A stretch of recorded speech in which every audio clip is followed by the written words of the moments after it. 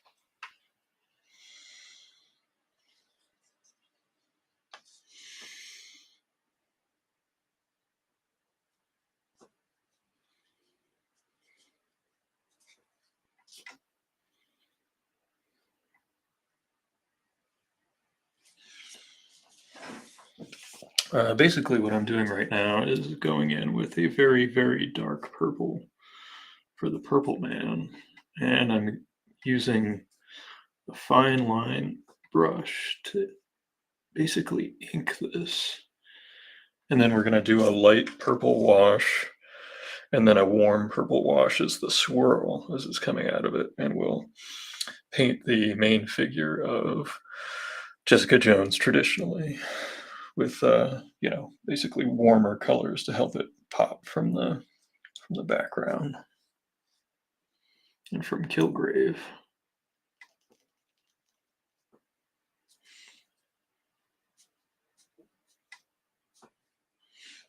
This is a #1 liner brush that's very, very small. It's a very, very fine point, and this is a sable synthetic blend. I'm not as picky about my watercolor brushes because I know how to make them do what I want them to do, because I was actually got some training in painting when I was young, so I have a little bit more experience than even with drawing. I did a little bit of mixing beforehand so that you didn't have to watch as much boring mixing.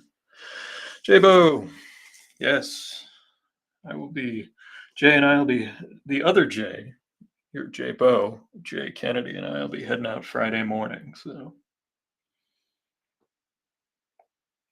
safe ride. I'm sure you'll have a excellent setup.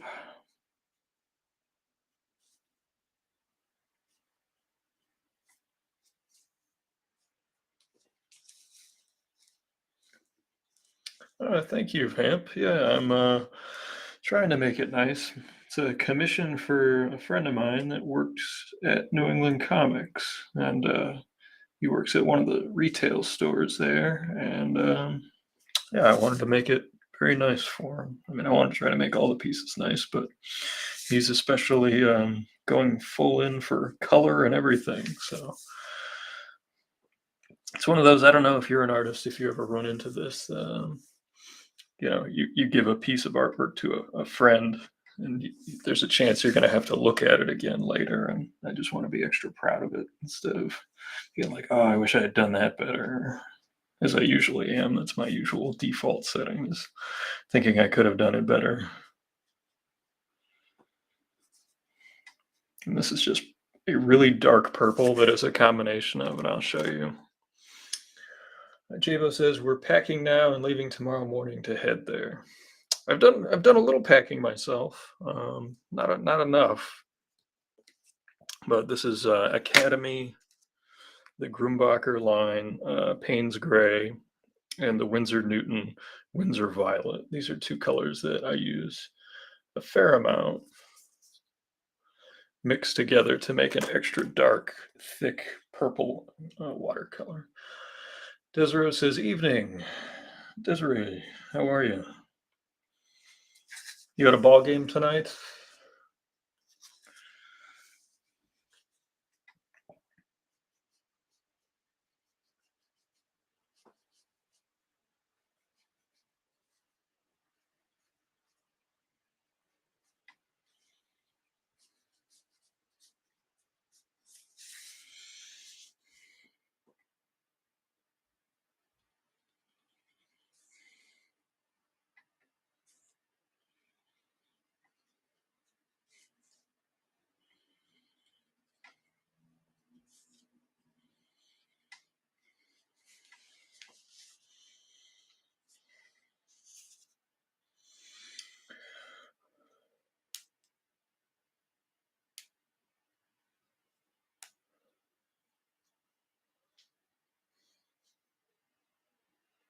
Douglas says he makes his friends use a straw buyer, otherwise he cuts himself too much on the price and wring my hands over every detail. I feel the same way. I think you've come up with a much smarter method that we need some sort of middle person for escrow.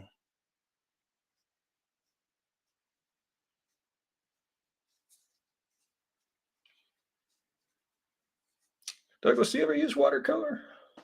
You ever mess around with it? Desiree says, no game tonight. They played at 1. Oh, afternoon game. I was watching the uh, Worcester Red Sox AAA game this afternoon. I had that on my computer. It was yesterday's game, but thanks to the MILB app, I can watch all the games. And they didn't pay me to say that. If they want to give me a free subscription, I'll plug their MILB app all day long.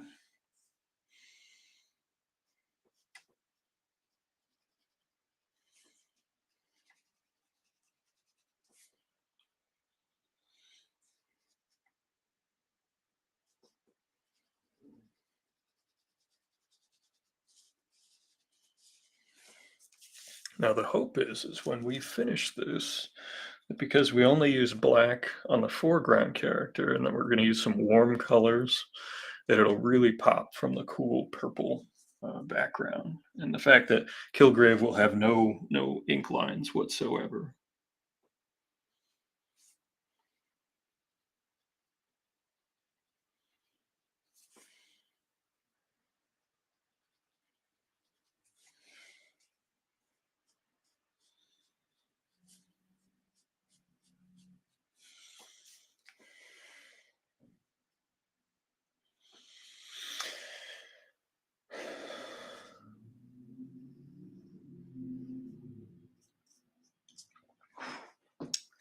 It is a little unforgiving, but I don't know. There's something about the way it functions that works better for me than markers. My brain, you know, has a hard time with markers. And I don't know what it is. They're supposed to be easier.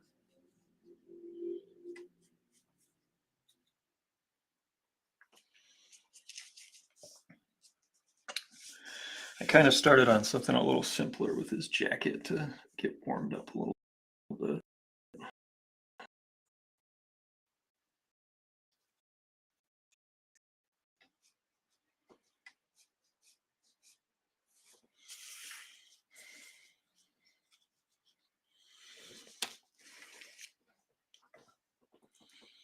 And there are going to be points tonight where I'll have to use my hair dryer to dry off the underpainting that we're doing.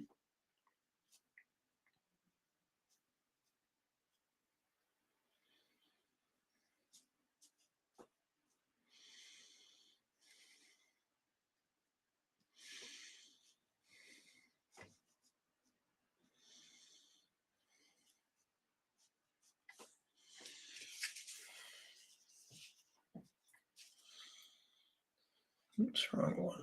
Thankfully, that's just a softer purple, so it won't mess up the mixture.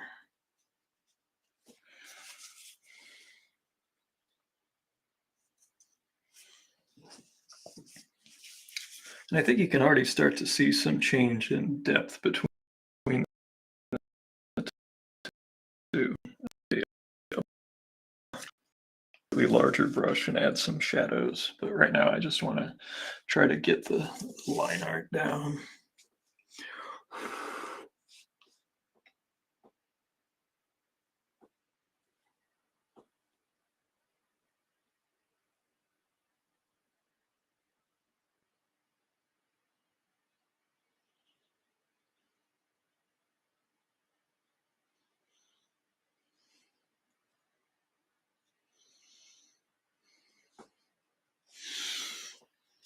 I can show you some nice old-timey comic stuff I've been working on. I've been doing paste ups. For those that don't know what a paste up is, that's a cutout logo or piece of type used to put onto a piece of artwork. And I've been going back and doing it on my variant covers. And I just put these paste ups that I made onto my Ninja Turtles cover that I had done years ago. And these are from the original file, so these are as close to the original paste ups as there exist. But it just has a nice finished look to it. I just printed some new paste ups for my Red Sonja cover that I had done. And I'll cut them out with an X-Acto knife, and then use a acid-free adherence to put it on the original cover. And I mentioned I'm going to a show called Contropolis Philadelphia, and I brought a couple of nice dusty old comics to get signed there. Bo Hampton, who was the artist on the last few issues of Moon Knight, and Dennis Cowan. This is one of his young efforts. I was a avid reader of Power Man and Iron Fist out of the dollar bin. I always enjoyed those comics. The Kerry Gamble years, the Bob Layton, the John Byrne issues, the Dave Cockrum.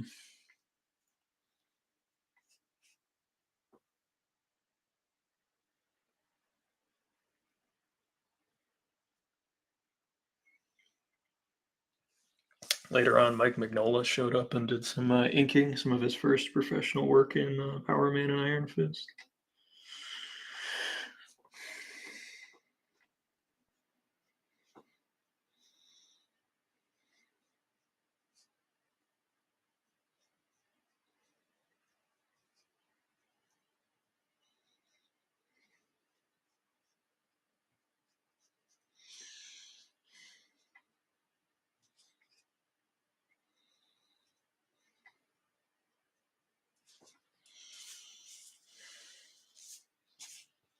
I'm not sure if you guys can even tell the difference between this dark purple and black, but as you can see, as it's drying, it'll be a touch lighter. Mark Bright, I think it was, towards the end. And he also went by MD Bright.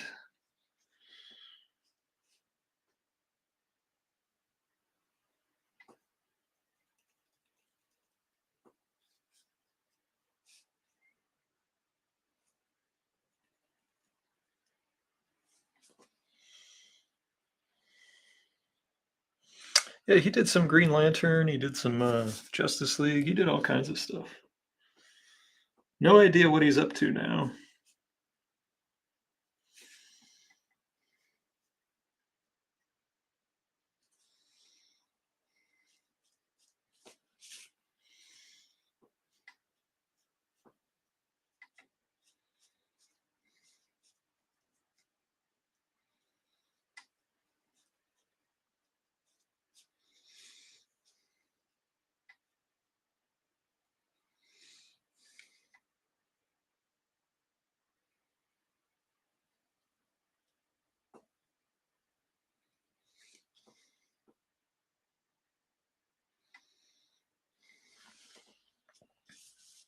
I did get approval on my latest variant cover for the preliminary work, and they approved my portfolio, so that's progressing forward. I can't say what it is yet, but when it drops, I'm very excited about it. As soon as I can tell you guys, I'll show you the work that I've been doing. It's for a character I've never worked on, but I've liked for a long time.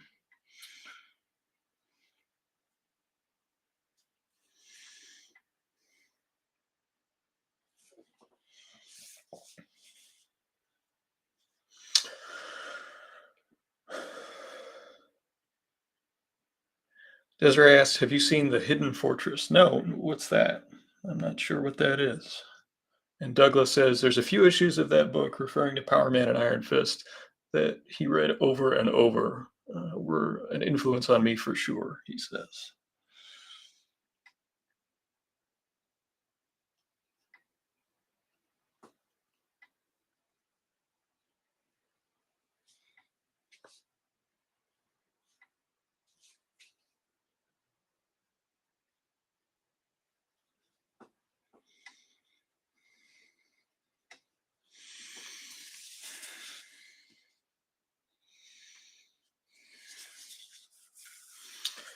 Kurosawa film that inspired Lucas's Star Wars. No, I don't think I've seen that one. I've seen Ron, I've seen Seven Samurai, I've seen a few of his movies, but I have not seen that one. I'll have to check that one out.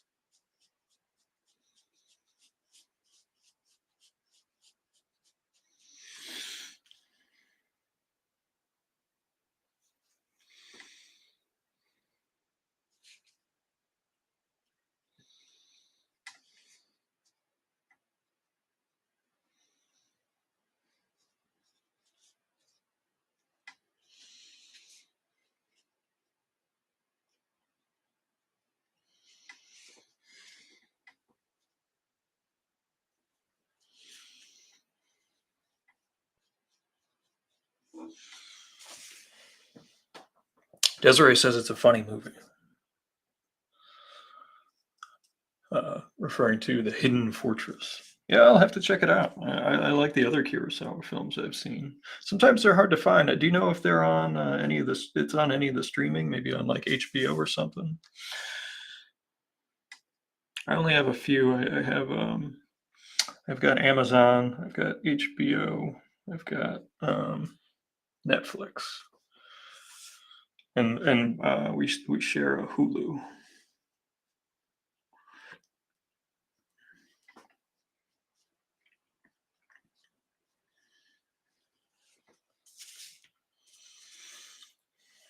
Never missed a chance to shoplift a copy of Power Man and Iron Fist when I was a youth.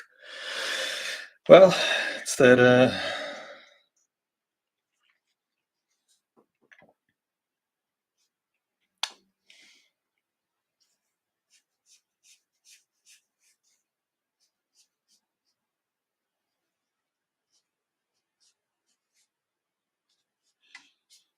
Was that the primo, the go-to one for the shoplift? Was it like I gotta go and shoplift because Power Man and Iron Fist is out, or was it like, ooh, Power Man and Iron Fist, and then it was just like an impulse shoplift instead of an impulse buy?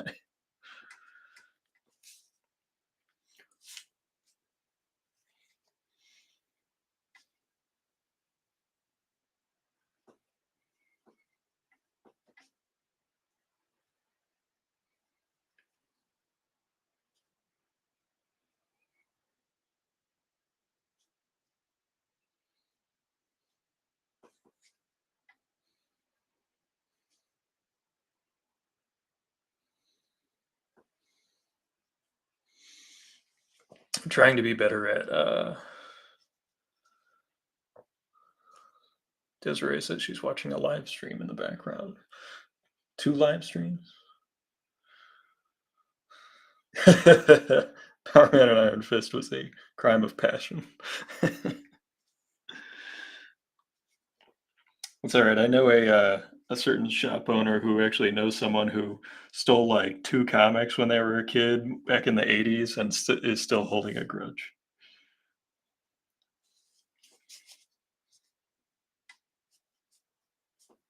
And he'll like bring it up at random points. Like, remember that kid stole comics, like 4 comics from us back in the 80s? You know, back when comics were selling hundreds of thousands of copies. It's like those 2 copies were.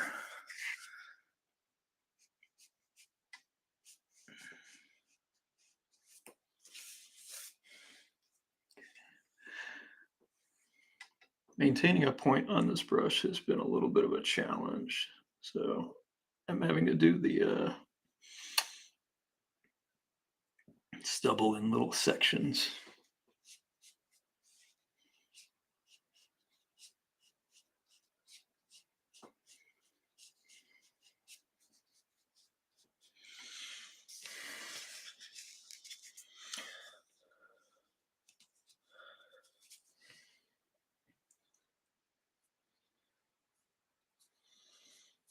"40 years of interest," that's right. It's not quite as spiteful as some stories, but it is definitely an entertaining level of spite. I can that I enjoy. I shouldn't, but I do. I'm sorry.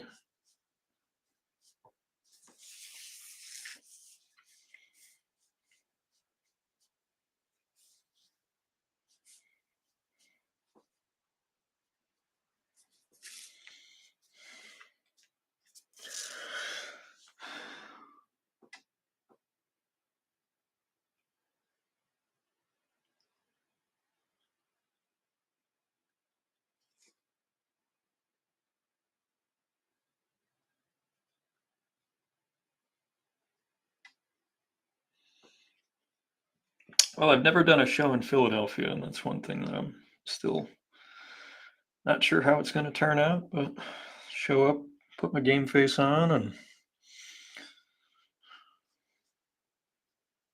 go out and meet the new people.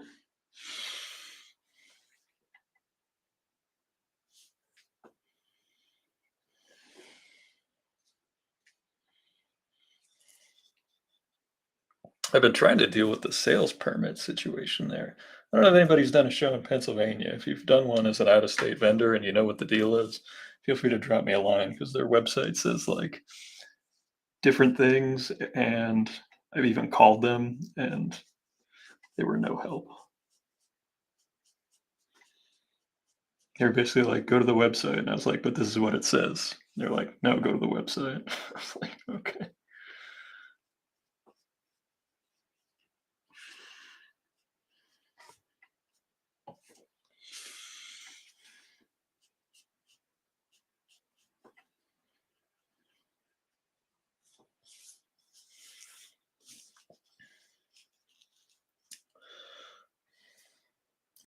It might be on the Crichton.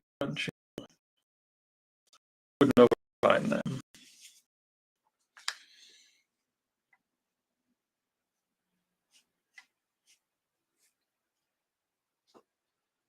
Pretty much any time I've looked for an old movie, I've been able to find it on Amazon, even if it's just I have to rent it if it's not included.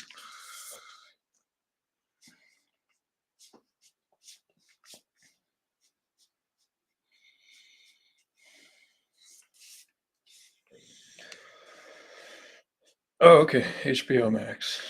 If it's there, I can check it out because I have access to that one. Hooray, one that I have.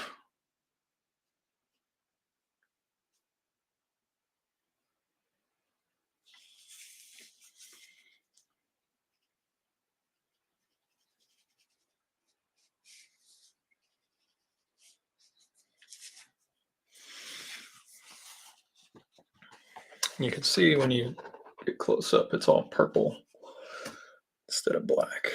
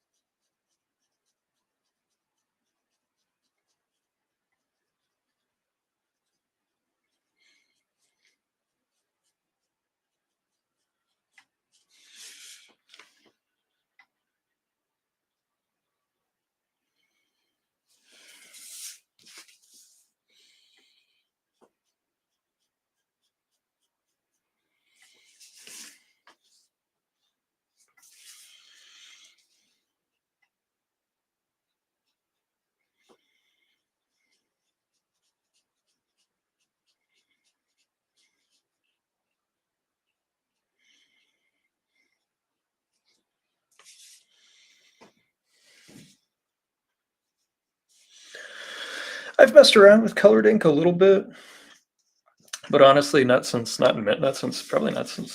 close to college.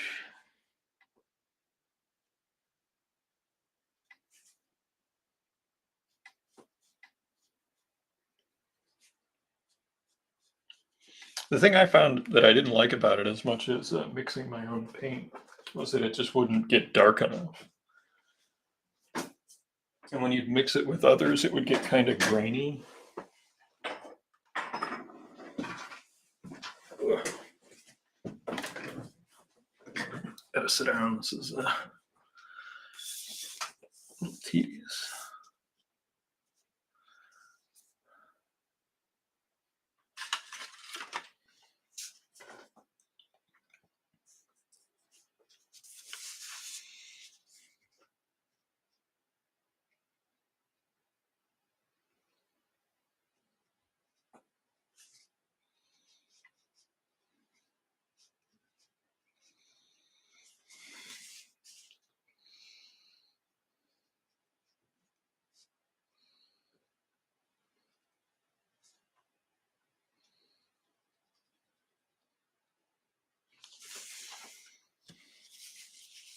I did get notice that they'll be sending me my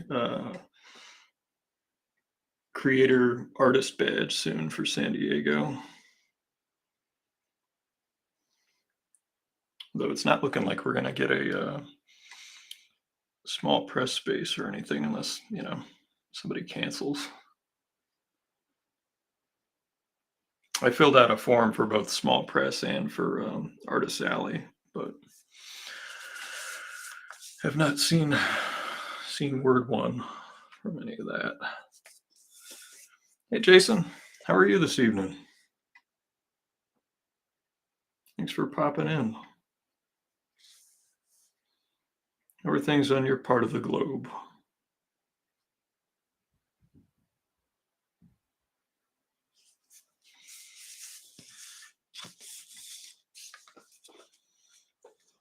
It's a little nutty getting ready for the show this weekend, but I'm doing okay.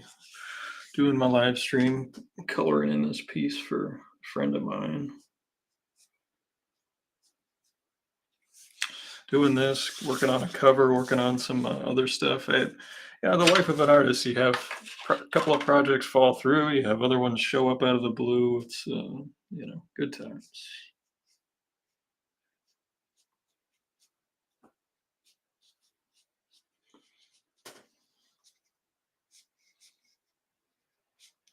And I'm in one of those funks where I feel like everyone was asking me to commit to stuff super uh, early, and then when it comes to actually like getting the project going or whatever, or getting confirmation on things, that things are never in a hurry for that side of things. So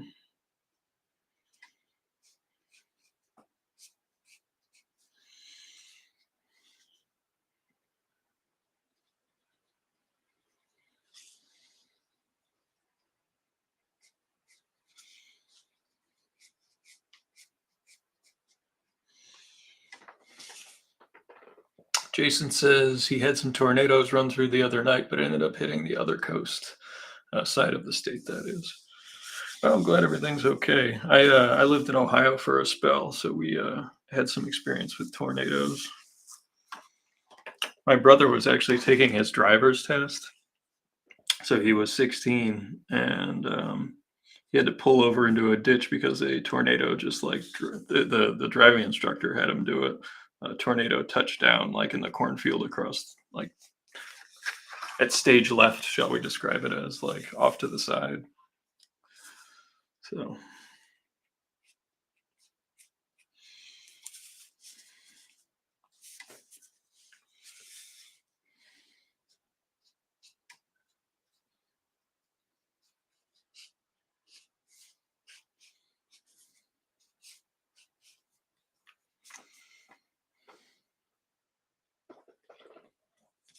yep, yeah, that was good times, good times. And we had the tornado drills in school, where we had to go to one of the interior concrete walls and huddle together.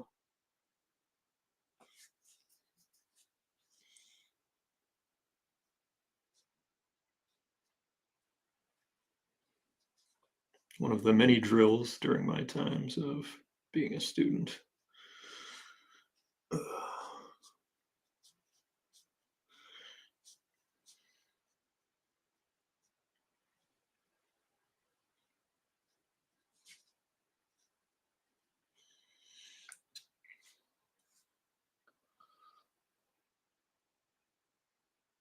Yes, it is run by Altered Reality, the folks that run Rhode Island Comic Con. They've got a bunch of voice actors and actors and stuff, but they also have some really excellent comic creators. Bo Hampton's going to be there, Dennis Cowan, Alex Saviuk. Um, yeah, like I showed earlier, getting some Power Man and Iron Fist signed by Dennis Cowan. And here's another early Dennis Cowan, another Moon Knight. But I usually only bring one. So, and then this is a cover by Kaluta with the inside. I'll take it out. You can see is by Bo Hampton, and he'll be at the show. And I've never gotten to meet Dennis Cowan. He's always been on my list because I love the Question comics from the late '80s and '90s, and he did Deathlock over at Marvel with Dwayne McDuffie, and then he created Milestone with Dwayne, and I saw him at San Diego once, and I chickened out introducing myself because, well, I told myself it wasn't a good idea because he was just hanging out with Bill Sienkiewicz and they weren't really working, and I didn't want to, and it looked like they were just having a good chat, and I didn't want to interrupt as like random schmuck artist, you know, interrupting two friends just chatting.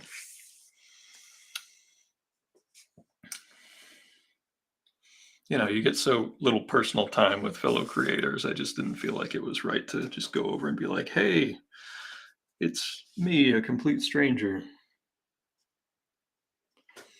But I did talk to Bill later on at that show because I had done a cover. Actually, it was that cover that I showed earlier for TMNT Universe, and he did some of the interiors. And everyone my age loves Bill Sienkiewicz's artwork.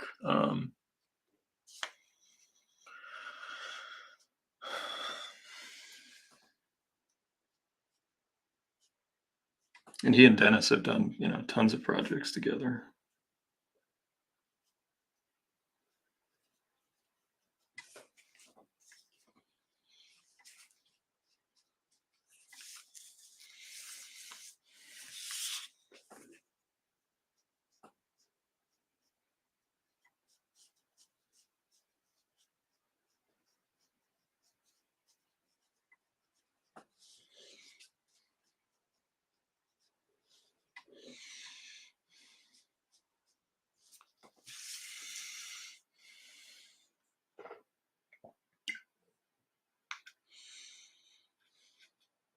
Yeah, I just didn't want to interrupt. It's I want to respect two friends just hanging out.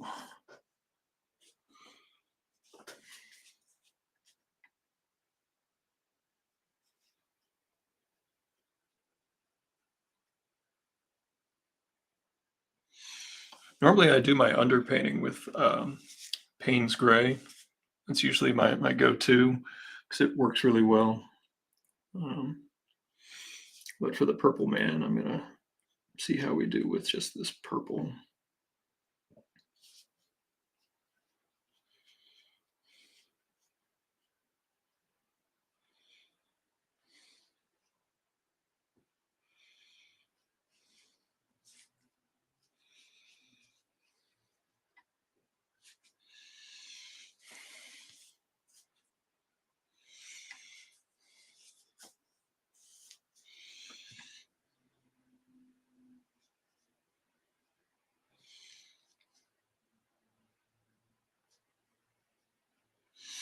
Yeah, if they were just working at their booths, I'd have no problem, going up and introducing myself or whatever. But they were just having a friendly chat.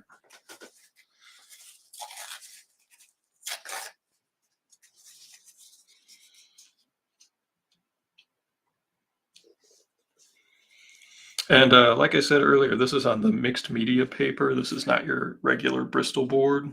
This is designed for this paper is designed to take wet media.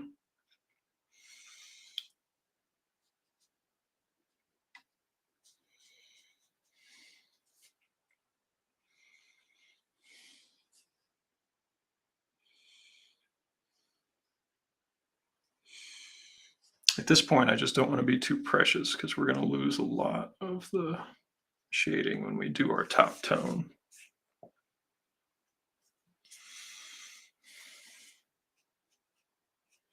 See, this movement right here with the brush that I'm good at, I'm terrible at it with a marker. Like, this is where I get striping. This is the exact movement that I'm awful with a marker, but with a paintbrush, I can fly.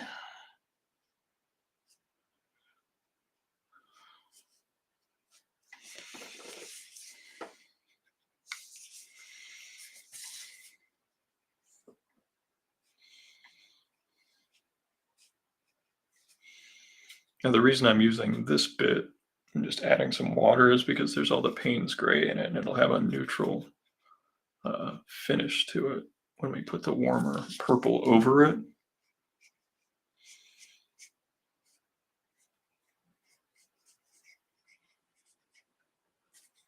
I really should switch to a more appropriate brush. Here we go.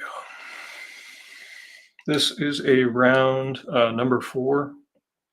Let's see, round number 4. And this is another Princeton. This is a sable brush.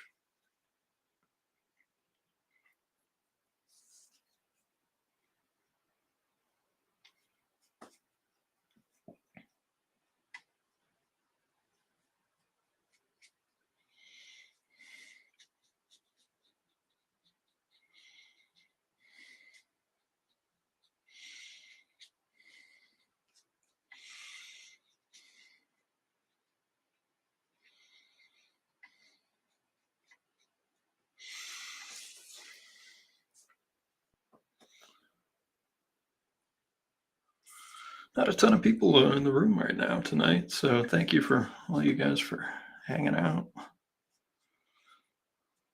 little below our usual number. Although last week I'd say we had a lot of new people, which was, I'm always interested how like the folks find stuff. I think we're 50 on YouTube, which is pretty cool, considering we started with 0. And I have not paid any promotions or anything.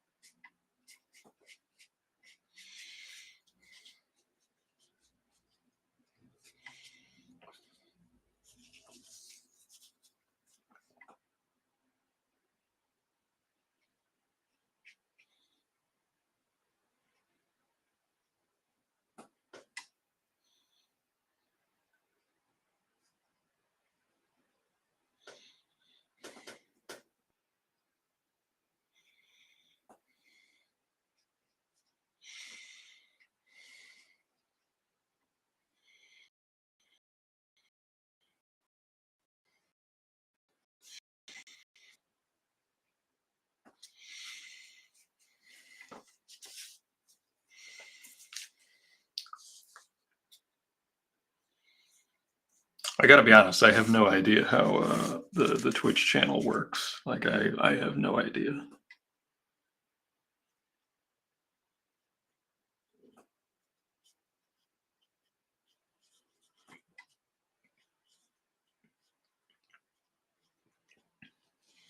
All I see are things that are like, you need to broadcast every single day. I'm like, that's not possible. Honestly, I once a week is about all I can muster with all my other work. And I'm lucky that you guys hang out with me that much.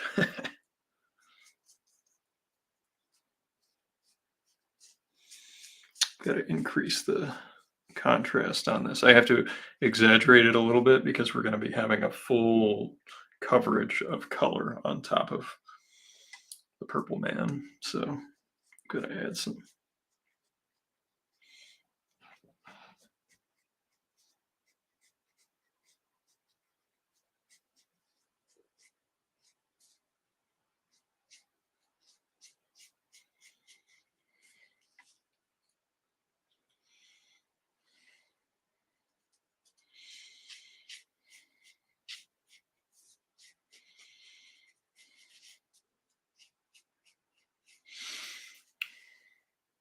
I don't know if anyone has checked out the terrible photoshopped images of myself and Jay Kennedy uh, in the post about us driving to Philadelphia on Friday.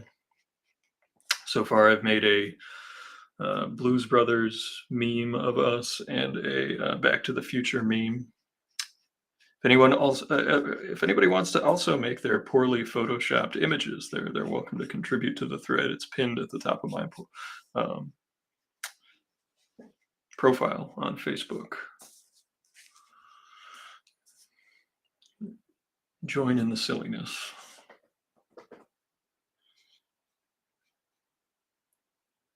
Jay and I went to college together, so we've known each other for many, many years and done many, many shows. It was actually Jay's fault that I jumped back into comics in the Boston area because I had been doing them in the Midwest, and I, went to college and I was trying to figure out what to do after school. I had a summer job lined up that was going to transition to a year-round position, but Jay basically was like, "No, no, come do this Comic Con, especially if you have these old books you used to work on." It's like, okay, and then I did either the second or third ever original Boston Comic Con, the one that was before Fan Expo. Met tons of people, did pretty well, had a good time, and you guys have been stuck with me ever since. So I partly blame Jay. And that was actually right around the time when I first pitched NEC about working on the tick, and I got my first rejection from them. I made a huge pitch. Like I did turnarounds, I did story outlines, I was very young and enthusiastic.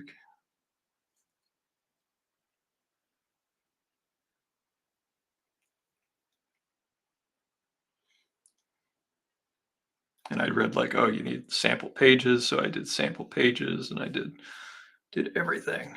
Did everything I'd read that you're supposed to send to get a job in the funny books. And they were like, no. To be honest, the pages were not very good. And that's something that, a young comic creator has a hard time with. But just wasn't ready. I mean, honestly.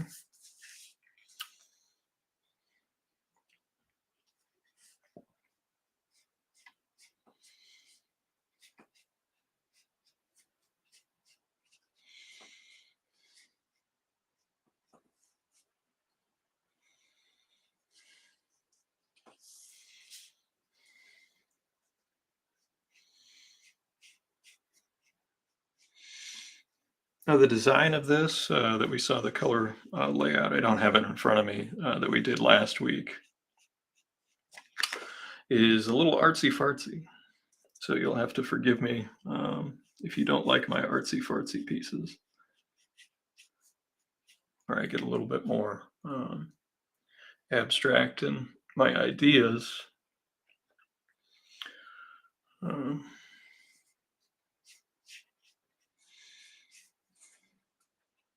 and the execution and the coloring. Doug, I think you remarked on like that one cover I did that had like what was it? The one for Rodney with the dog lady just had like day glow colors on it.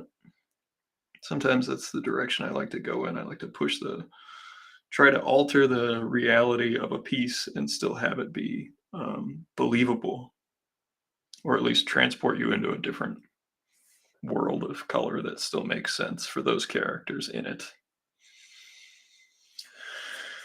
At least that's what I try to do. I used to do those more when I was younger, and they just honestly they were just too weird for people.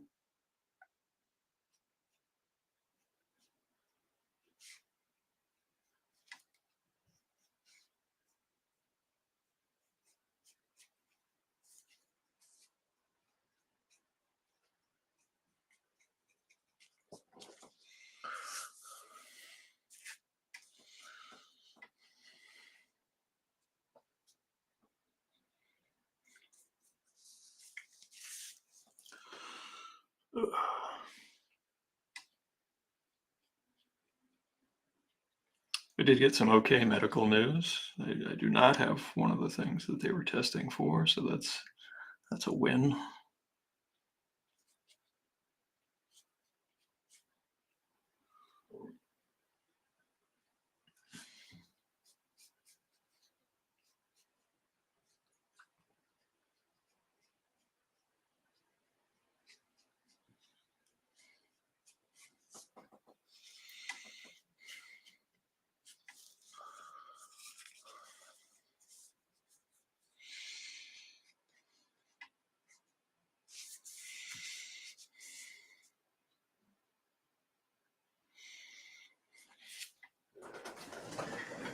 All right, I'm going to mute the microphone. We're going to hit this with some with a little hair dryer.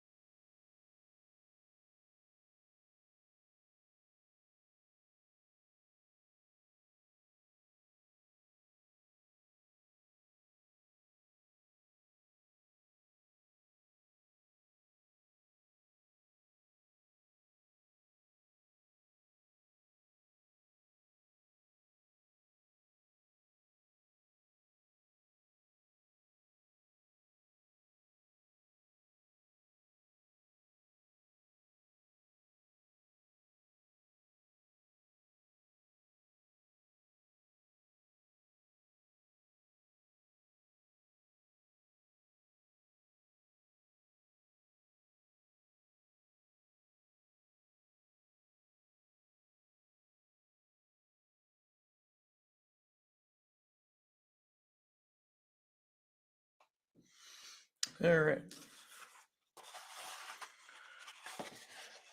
And you can see that this paper has not buckled or anything. I haven't had to tape it down. This stuff is great.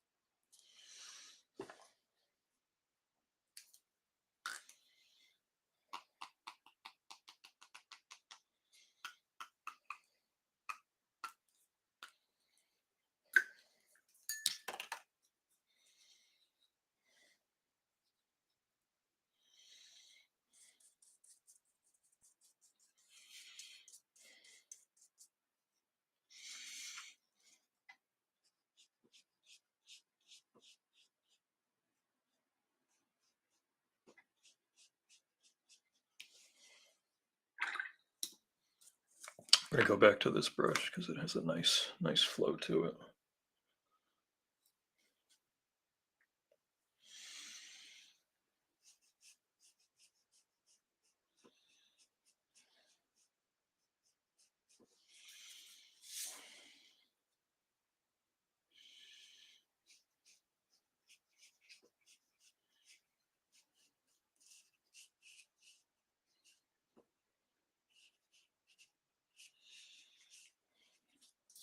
Now this is where you got to be bold and you got to trust me.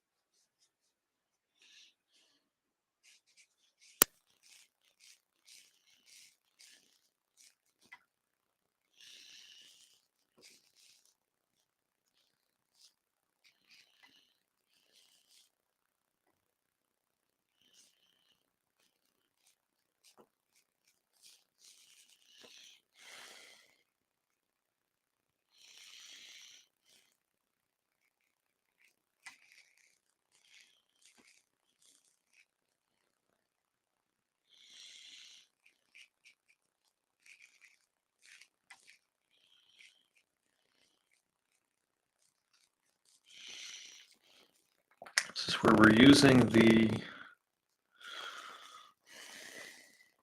characteristics of the medium, the transparent elements of it, to layer.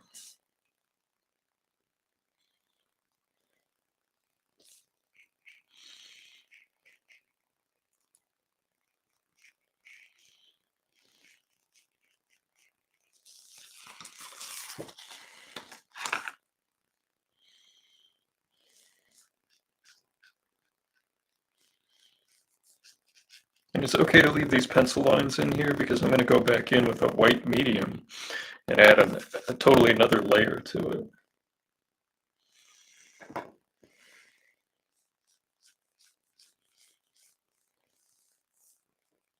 So we've gotten to this height. See how large this area is? I should be using a bigger brush. Bad form on my part, bad form. That's why you got to have some of these gigantic brushes.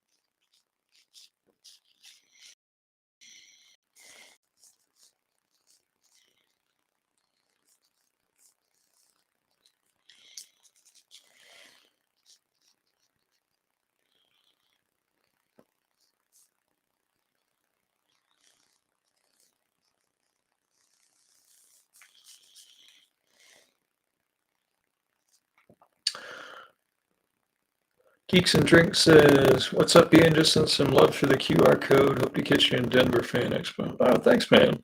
Thank you. Thank you very much. Shout out. Yes, I have to figure out my travel for that.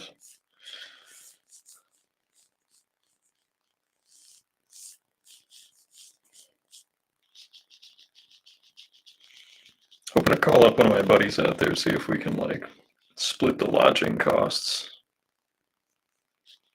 But we'll see. If not, you know, if I can just get a local's recommendation for a place to crash, it's not too expensive and not too far away.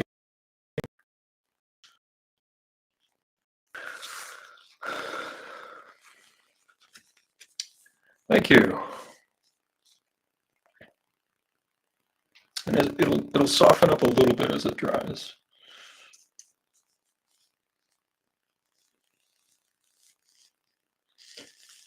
But obviously you can see it's not like a traditional comic coloring where I'm just like, you know, using the color formula. I'm trying to go in there and do some interesting things.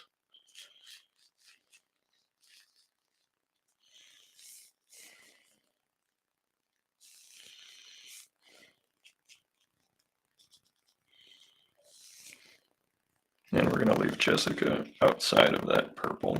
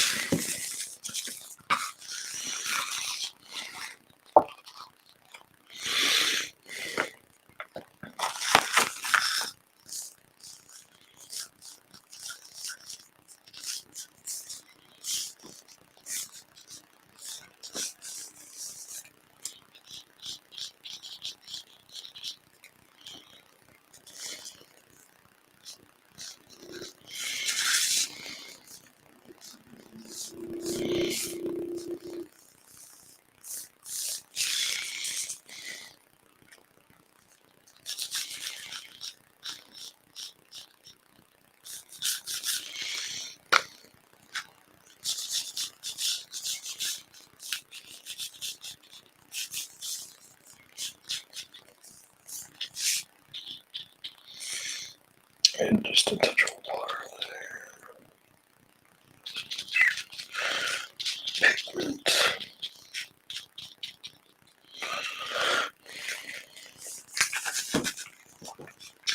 All right.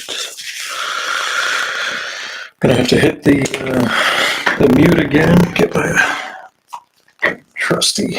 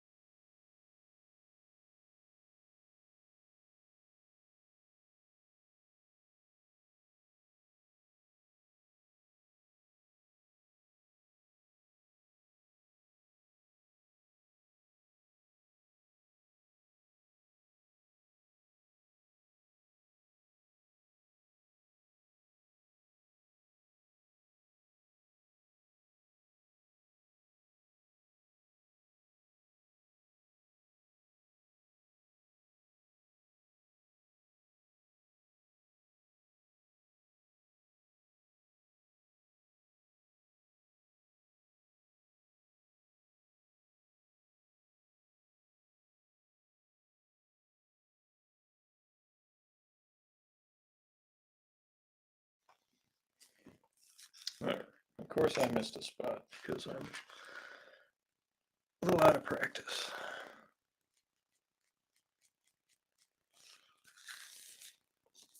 And I'm doing this thing that drives my friend Craig a little nutty, is that I take the paint all the way to the edge of the paper.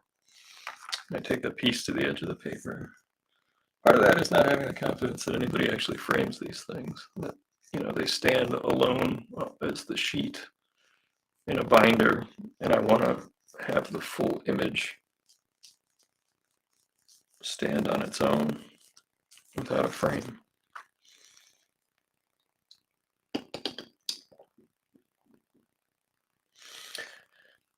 Now, what the plan is to, I had originally thought that it should have been a darker purple, but I'm really thinking that magenta is the way to go. I'm gonna do a little test off to the side here. Just take a look.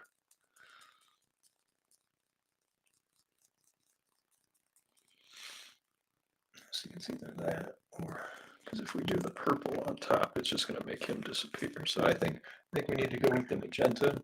That way we can make sure, because we talked about this, our hero is in primary colors. We've got the blue jeans, we've got the yellow shirt, and we have the red scarf. You know, I think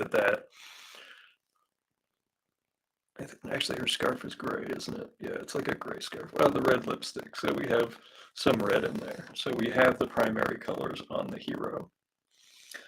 So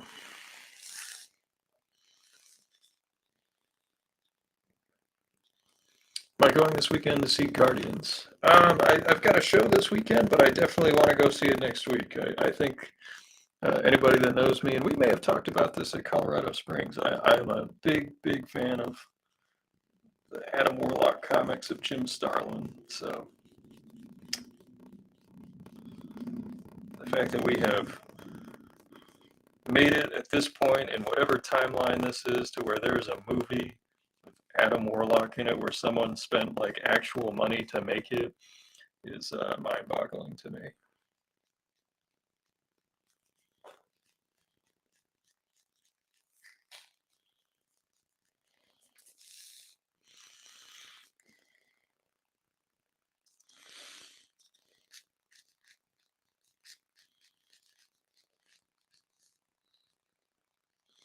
I'm okay with it bleeding a little bit there. Let's just get a little extra pink.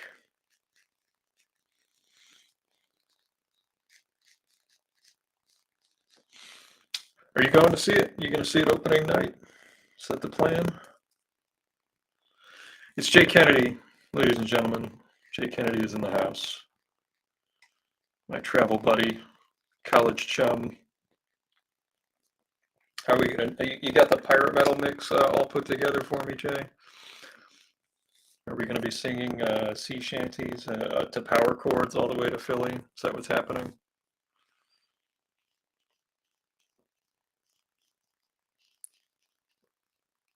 Because you know I worked for the Nantucket Historical Association. I know my sea shanties.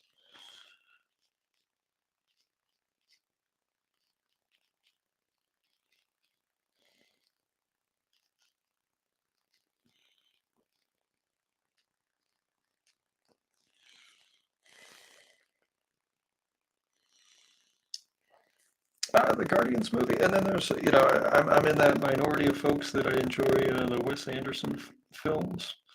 He's got a new one coming out.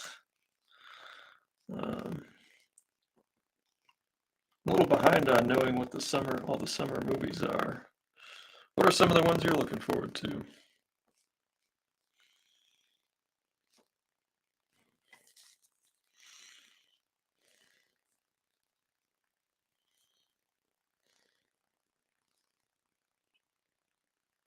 Oh, you have your takes for tomorrow. Nice, nice. You're ahead of me. So don't be sending me any spoilers.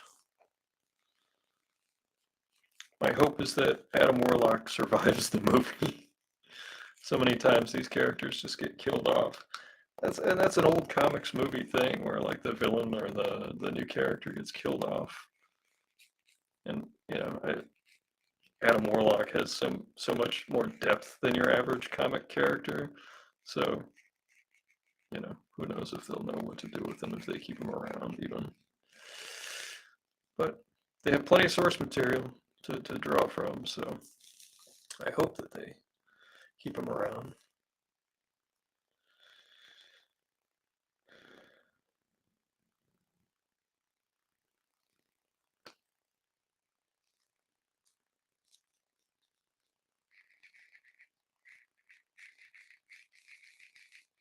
And I liked all those Captain Marvel comics too.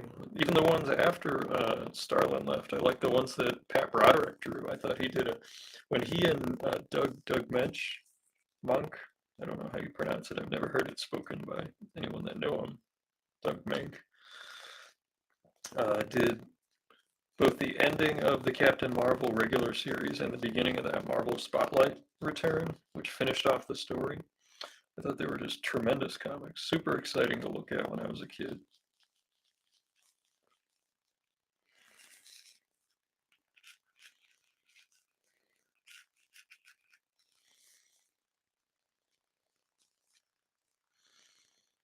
Oh, Blue Beetle, yeah, yep.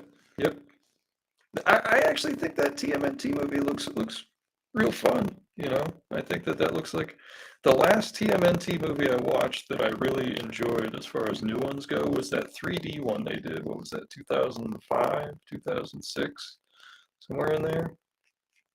I thought that movie was terrific. And I went into it like, oh, I'm not big into the animation, blah blah blah, but the movie totally pulled me in. So, and this new one looks cool to me. It looks cool.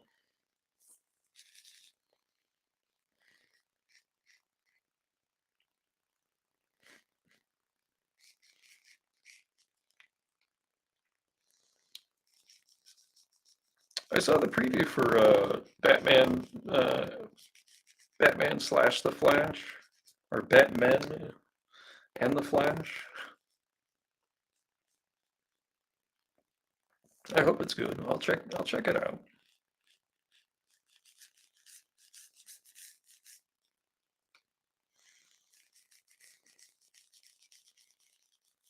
I remember Batmania of the Tim Burton Batman era. All the it was really Batman Returns that like you couldn't escape. Like there was plenty of hype for Batman, the first one, but once the first one was a hit, it was just the second one was just you couldn't escape it. I'll check it out, you know. I don't know. It's like Batman and the Flash, or there's like multiple Batmans in it. Like we can't trust the Flash to carry a movie, even though he's had a show for like how long has that show been on? Like 10 years. The Flash has been a show. I watched the first few seasons. They were fun. But I definitely trailed off. Admittedly, The Flash was never my guy. My brother always liked The Flash. Geeks and Drink says, I'm a kid of the 80s and 90s, so I'm excited for Michael Keaton's return. Yeah, and look, he's a terrific actor. I like the movie Birdman.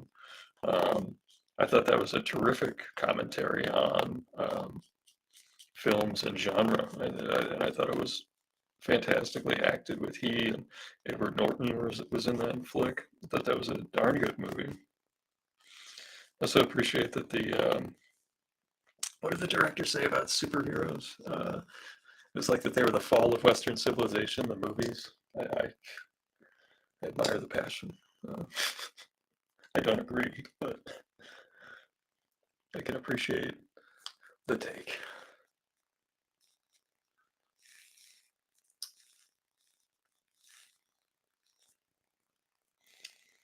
I don't know if we're going to finish this tonight. It's 9:15, but we'll get some of the underpainting done while this dries.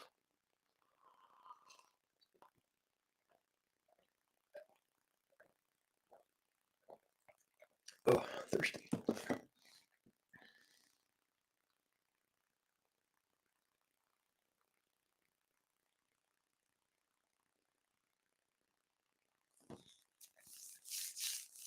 Desiree says the Flash show is in its 9th and final season, and it's good this year.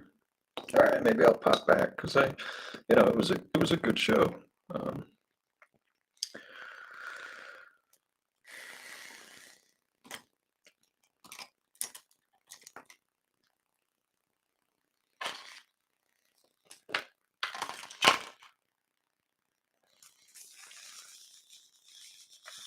All right, so what we're going to do now is we actually have to switch.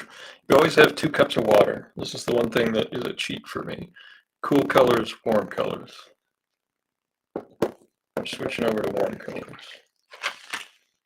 We can move our purple a little bit.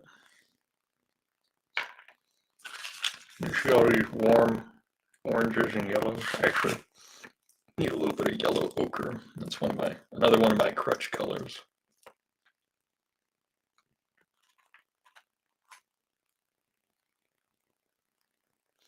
Because it's bright, but not too bright. And then we need a touch more of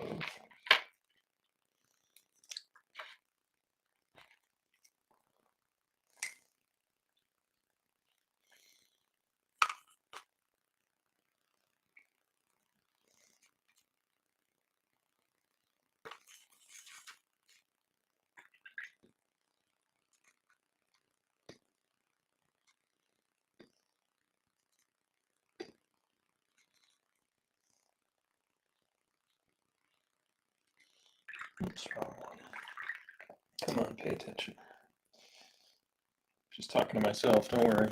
You folks are doing just fine. I need to focus.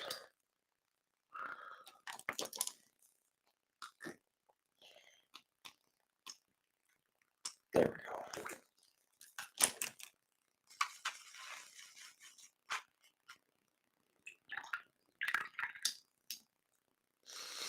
Desiree, have you stuck with the Flash through the whole thing? Like from episode 1, did you jump on when it first came out?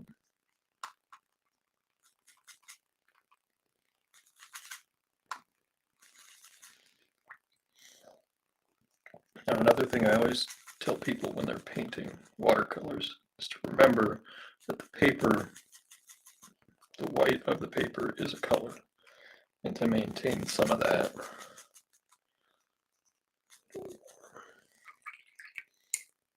How's that? Is that warm? Let's see how that is. Oh yeah, that's beautiful. Now our light source obviously comes from up above here.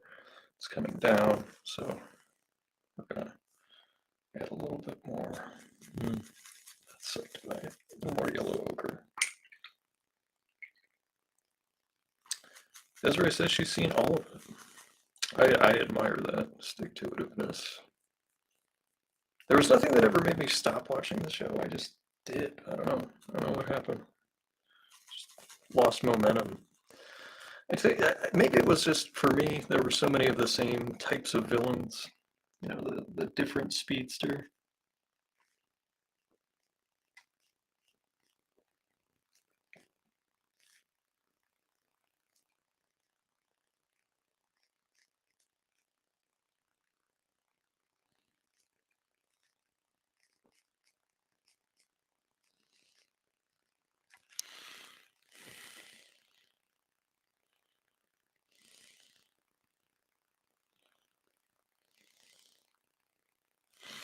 Right now I'm just underpainting, which means I'm putting what will be covered, but affects the paint that'll be on top of it. Kind of like here where it was a transparency almost.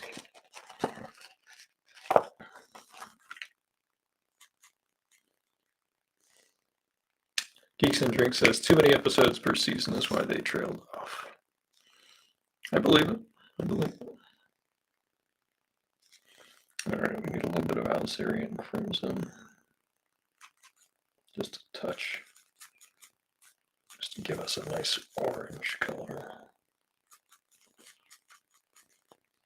Yeah, there we go. That's nice.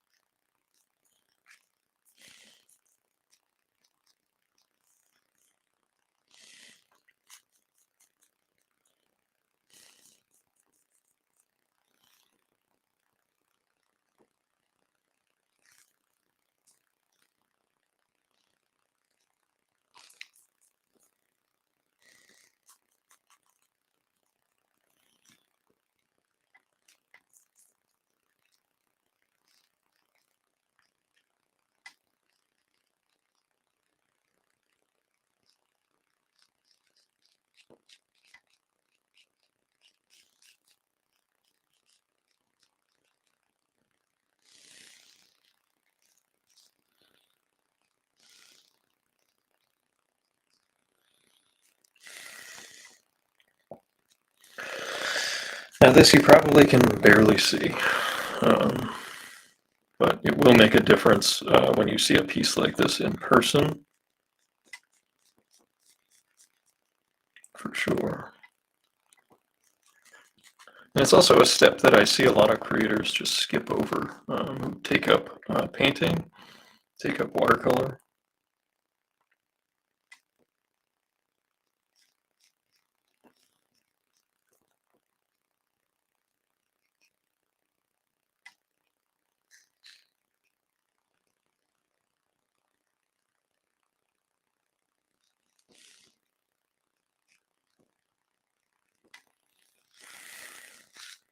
And then I'll come back in with my Payne's Gray and do the shadows. And that's how I do my underpainting. It's not a too fancy of an underpainting. Some people go really in depth, like they'll add every little detail. But for me, it's really about adding just an extra dimension of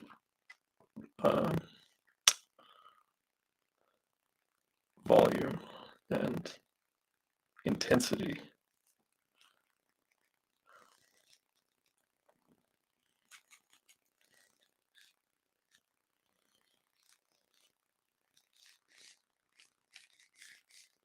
And value. Value is the word. That's the correct word.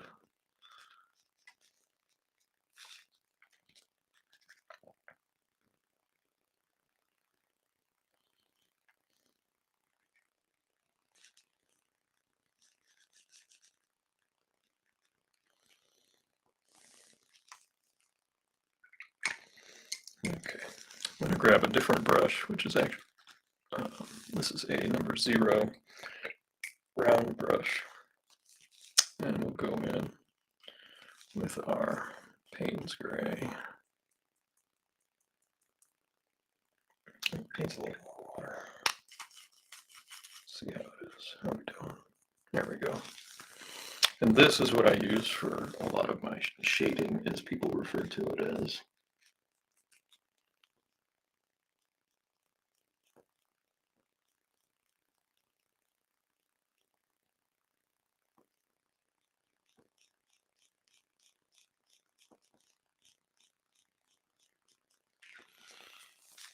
And this way, when this dries, I can really just go over the top with a singular tone for each one. And it's a lot easier. It's a lot easier to balance out the tones. Michael DeFonte says, hello, how are you doing? I said, I'm doing all right, Michael. I'm painting, and I really like painting, and I wish I could do it more.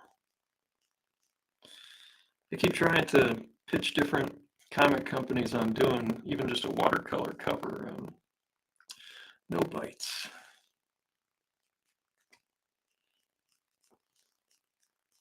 So I'll just have to do it on my own. Whenever that free time just opens right up, right?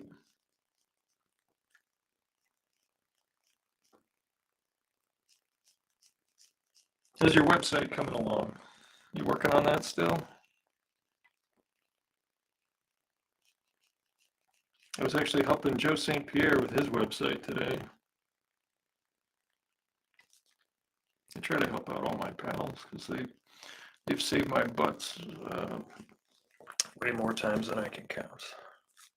We're going to need just a touch more yellow right in here to define part of the, what is it, the ocular cavity there.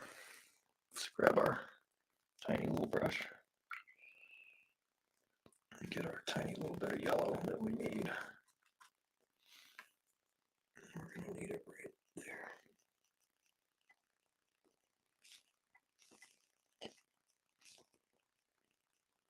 We need a little bit right there. Right there.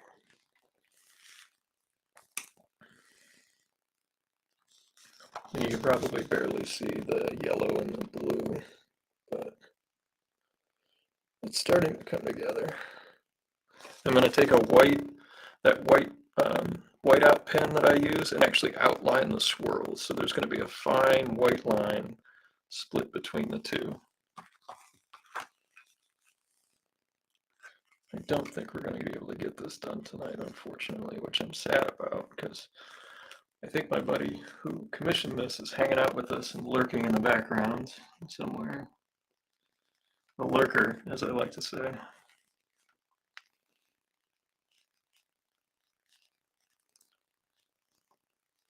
I was talking to a writer today who's just a very, very good writer. And we were talking about different reference materials and gathering it for stories. And one thing I've found for myself is that I find collecting reference for current day stuff very boring. But anything that has to do with a different time period, I have a lot of fun doing, like just the research end of the project.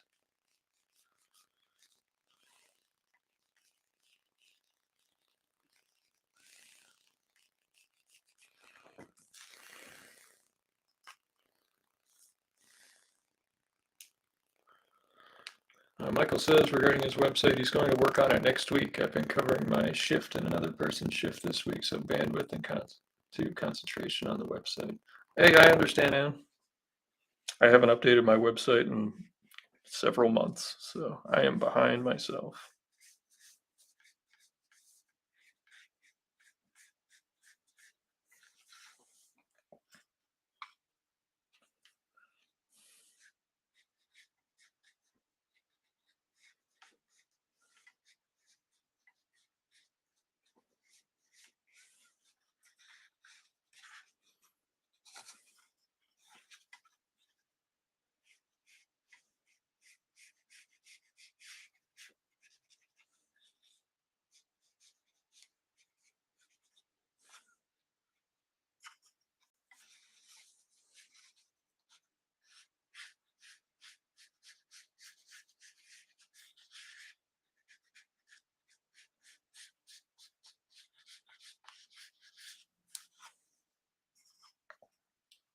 Now, the ink that I used for this, it was it's the same ink I use for anything else. It's the Dr. Phil Martin's Black Star Matte, and it does a really good job when you put watercolor over the top of it. It maintains its luster, its intensity.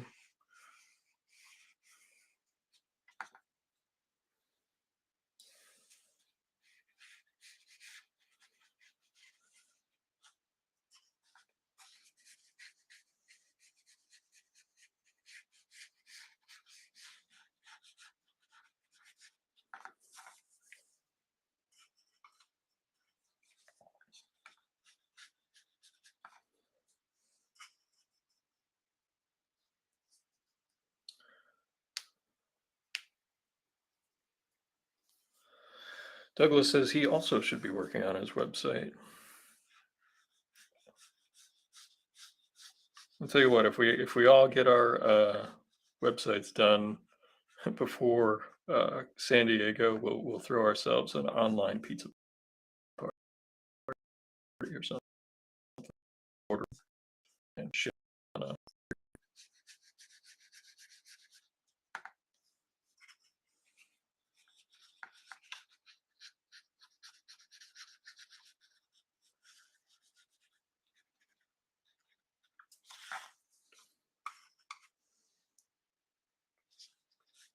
So you're not alone, Mike. We all need to get our acts together on our websites. But like we've talked about many times, there's just so many things to do, only so many hours, and sometimes you do just need to take a friggin' break. Like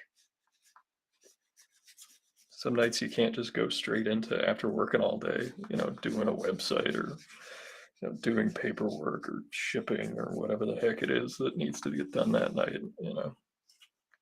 And it happens.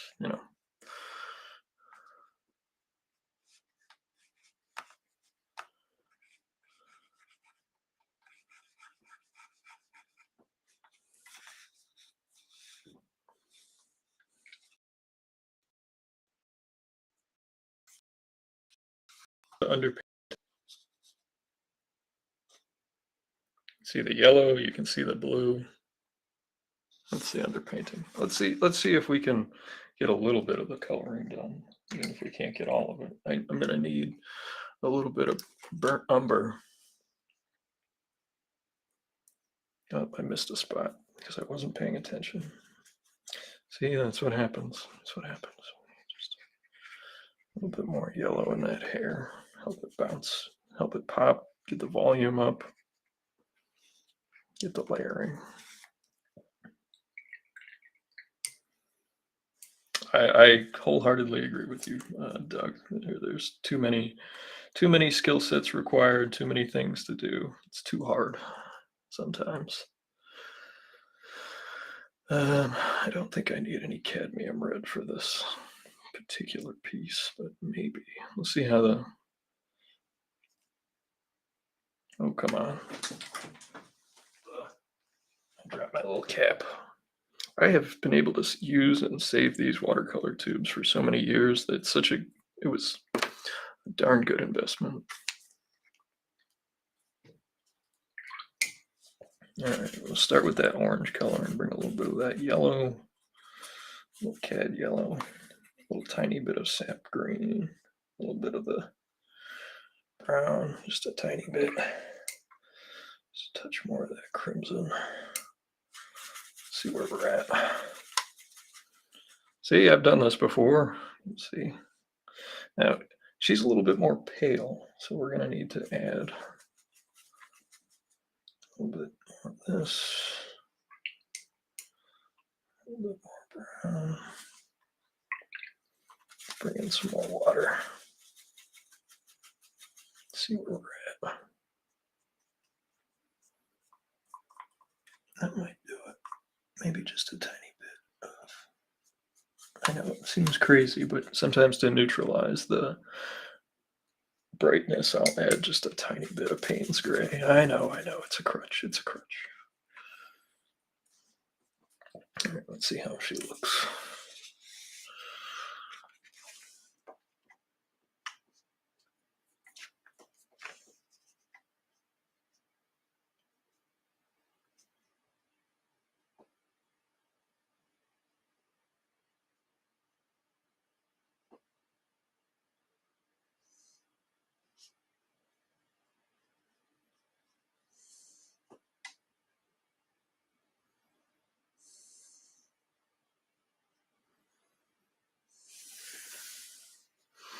Might need just a tiny bit more red, actually.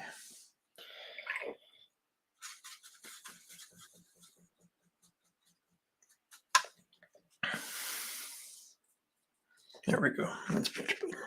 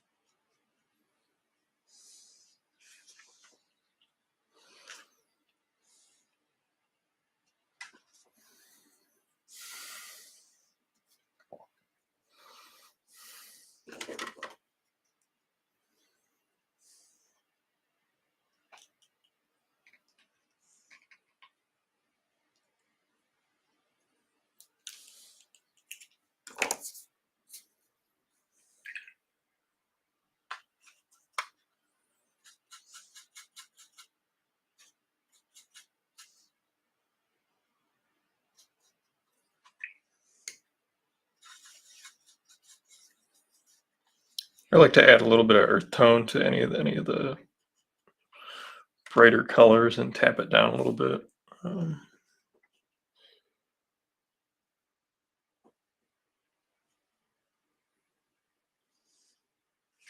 oops. This is why we always have paper towel. Handy dandy. Let's get our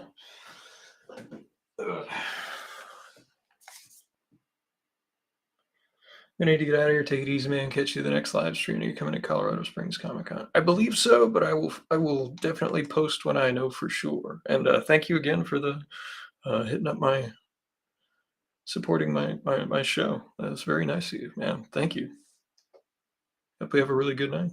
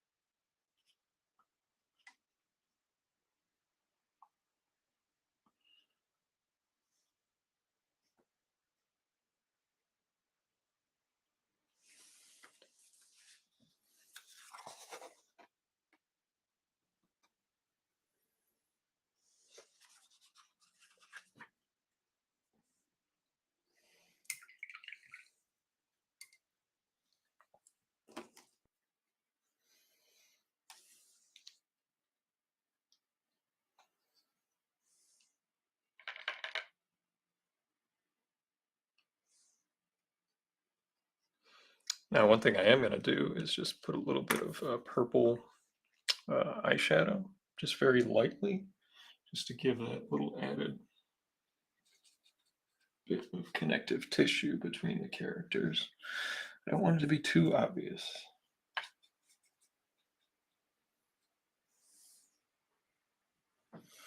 Just a tiny, tiny bit.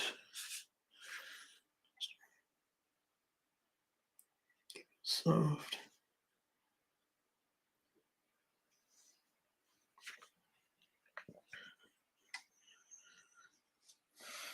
There we go.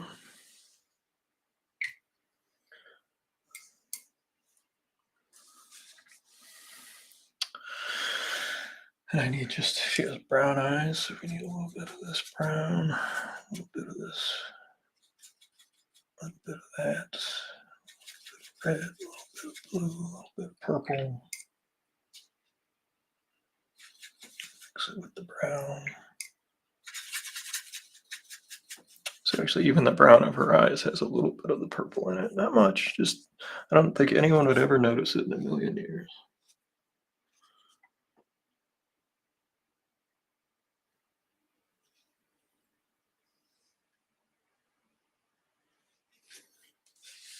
There we go. She's starting to look a little bit more human.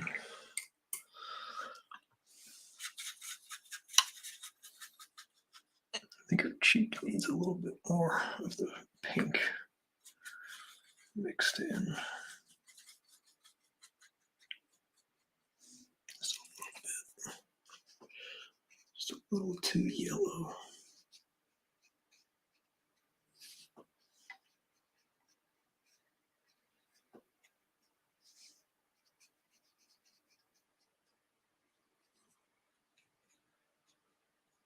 There we go.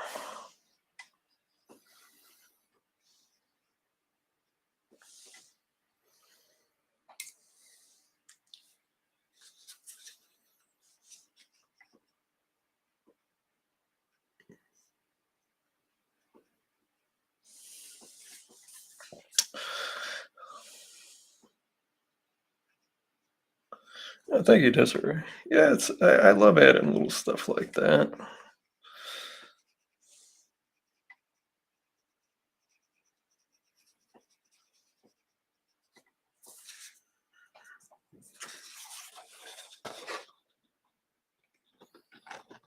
Just a tiny little bit.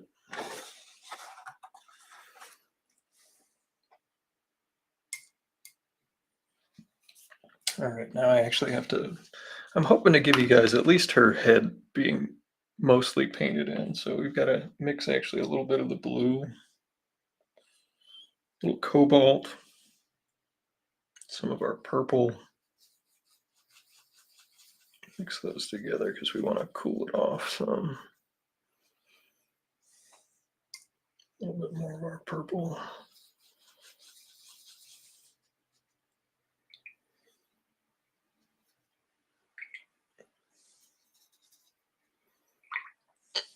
And just a touch of the panes.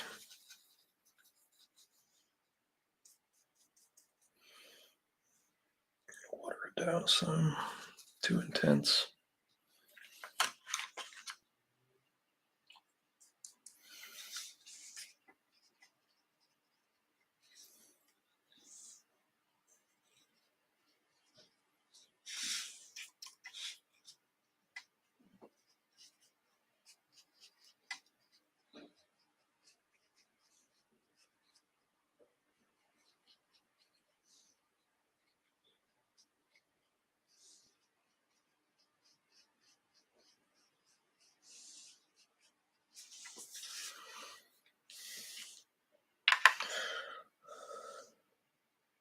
Oh, Toshiro Mifune. Nice.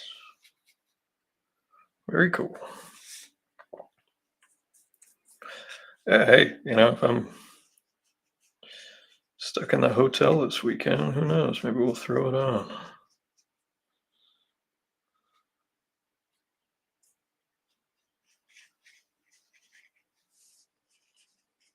See, I want to keep the orange just under the highlight so that the light, you can tell that the light is an orange, and like just adding a little bit of this blue beneath it gives it just a little extra depth. Think of it as the colors of sunset all together in one place. You got the edge of the blue sky. You've got the orange as it hits the horizon, and then just the touch of the last bit of yellow of the sun's rays all in one place to give it as much dimension as I can. See, most people would just throw blue on the hair because she has raven hair, but I wanted to have extra value and dimension.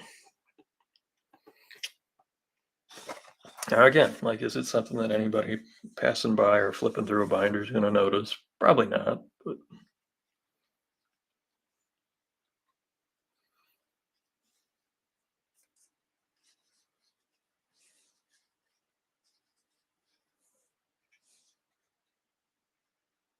what adding the blue to it also does, and again, you're not going to see this on camera. You're only going to see it if you ever hold this piece in your hand. Is some of the paint sits on top of the ink, so actually these lower bits of hair have a cooler black than some of their northern counterparts. We'll say closer to the top of her head. I've left more of the orange on top over here, but I wanted there to be some.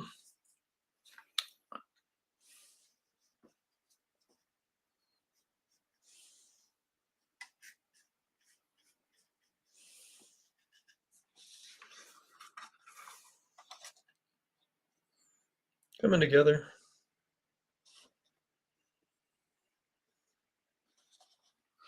We actually already have a yellow mix, so maybe we can get the gold of her shirt. Maybe we can do that.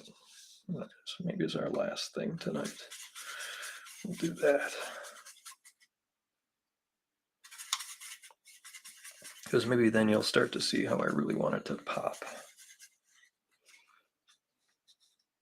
I don't know if the character would ever wear a yellow shirt in her life, but I thought of it as a complementary to purple, and also it's the opposite on a color wheel.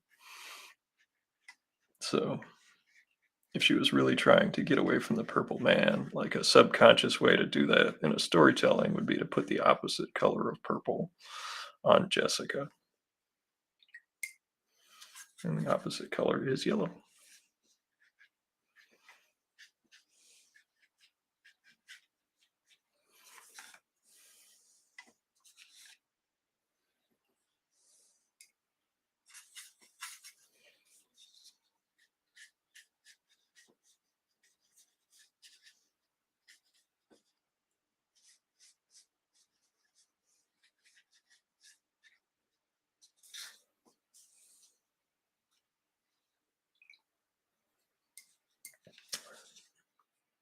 Thank you, Michael.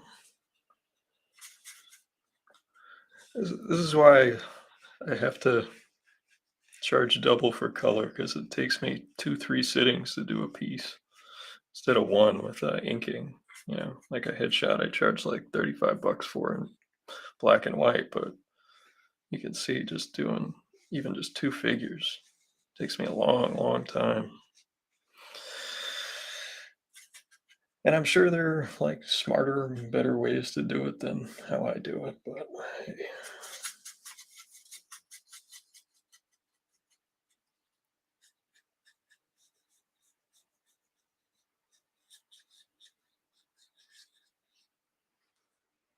We're gonna have to mix a separate color.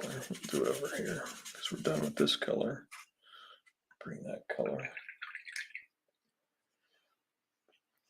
You know, for a long time, I just charged like practically nothing, and people tell me I don't charge enough now, but like, I don't know, my market bears itself out, and there's just certain things I can't charge nothing for. Um, and watercolor painting, it just takes so damn long. I'd be painting myself straight into the poorhouse. Thanks, Desiree. Slow and steady, like a painting turtle.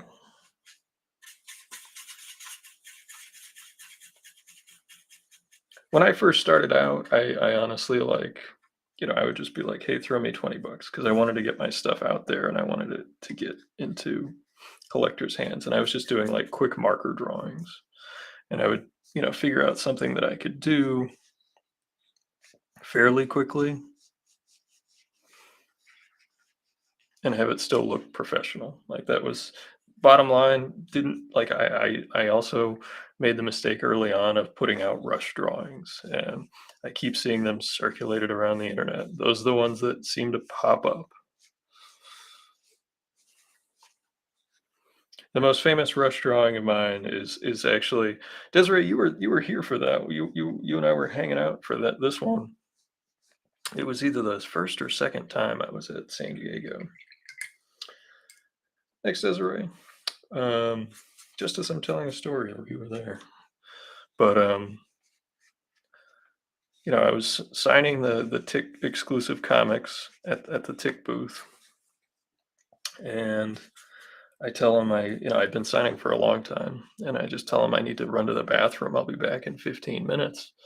And this guy followed me to the bathroom, and you know, basically begged me to do a quick sketch on his back on this comic while I was trying to run to the bathroom. And I did it for him, and I literally just drew a spoon, you know, because the ticks treat, you know, the ticks thing. Yeah, it was at San Diego, and it was literally I just drew a spoon, and you know, a week later, someone points out to me that they flipped it on eBay for like $100 or something ridiculous, like $75. And I've seen it pop up several times since, and it's honestly one of the ugliest things I've ever drawn, and it has been bought and sold multiple times. So that's the story. It was one of the stories where you were definitely hanging out at the at the show. That might have been the year where we ran into each other at the what was it? Was it DeviantArt that had like the casino night? I don't remember. It was either DeviantArt or Webtoon, one of those two. But anyway, sorry to hold you up.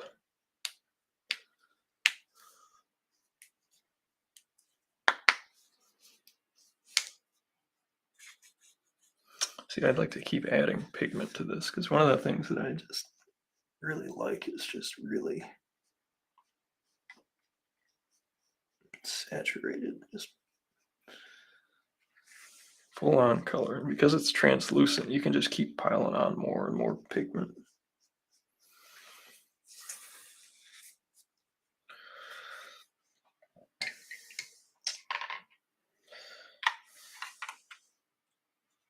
I'm gonna add just a touch more of this blue to this.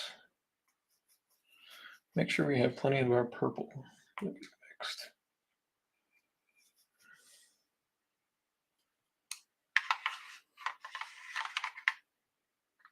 It was fun, yeah. And the people there were very nice. I met, who was the artist? John Boy Myers. I met him there. He was there. I'd never met him before. He's done a bunch of stuff for Marvel and DC and Image and all those companies. Whoops, a little too much. But just having, you see, I'm going over a lot of that orange, but just having the edge of that orange, you can see it on that highlight. Just the tiny little bit that stays there, just gives you that pop.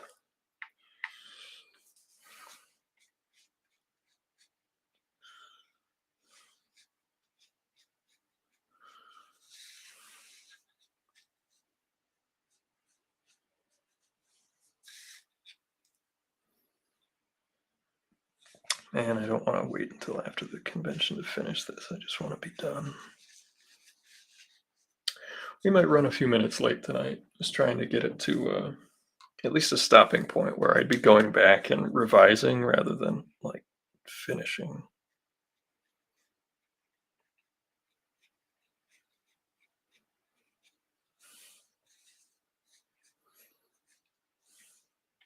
Now we've got artists in the audience. I have a color mixing question. How do you make a neutral gray?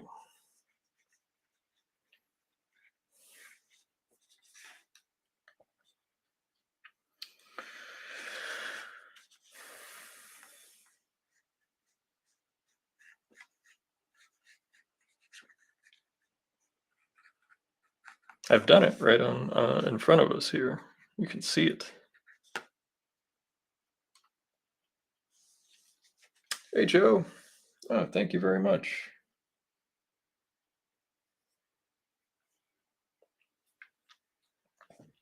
Like I said, I don't know if Jessica would ever wear a yellow shirt, just the character, but if I were writing it, it would be one of those background subliminal ways of saying she's doing everything she can to be the opposite of the purple man.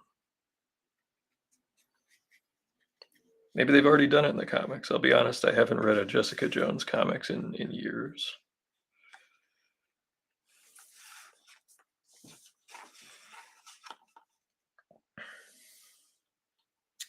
Well, I missed a spot.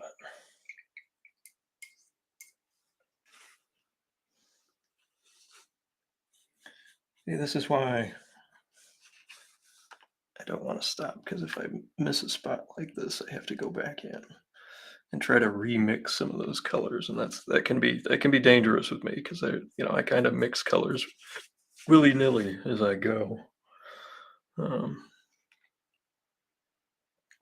I believe for her pants we need to take this blue that we have here and add a little bit of brown to it.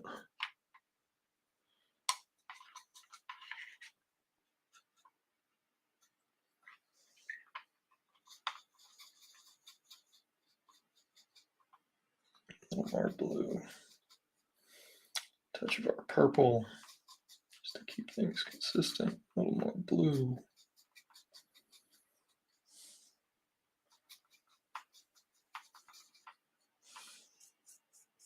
That looks pretty good.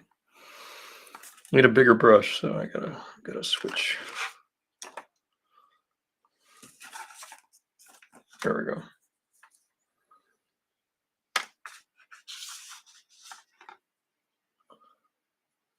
You mix every single color. Well, you gotta mix a warm and a cool color.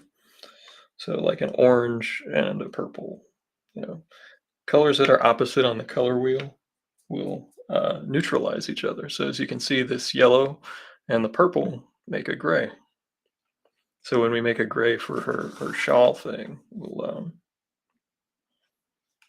that's what we will do. A little bit of water here.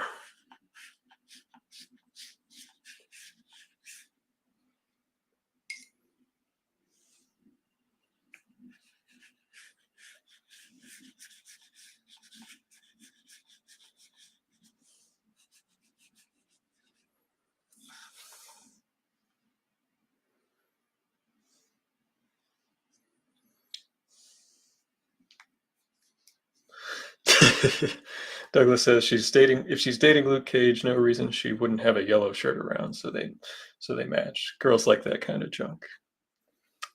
I would say that my wife likes that kind of junk, so I can at least verify to that extent.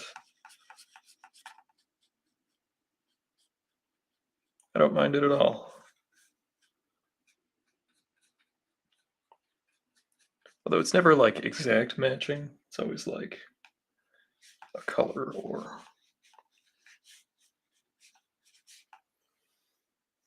grabbed the wrong water. Stupid. When you add water, it will pull the pigment and actually dilute it.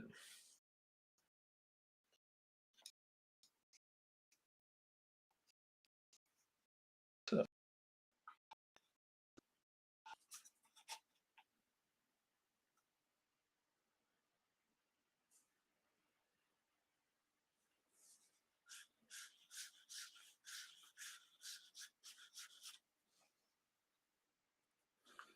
cobalt blue is usually my go-to for a cool blue to add to stuff. That's usually my go-to.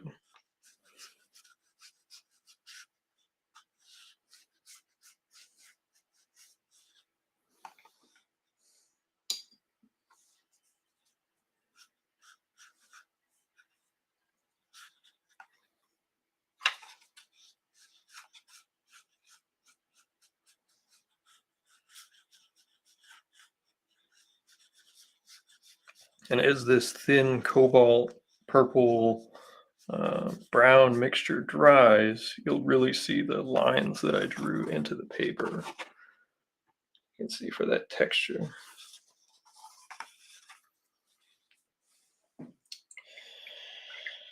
All right, well, let's make a neutral. Some ochre, we got our blue.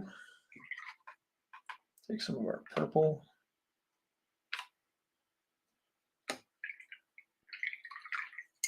Take some yellow.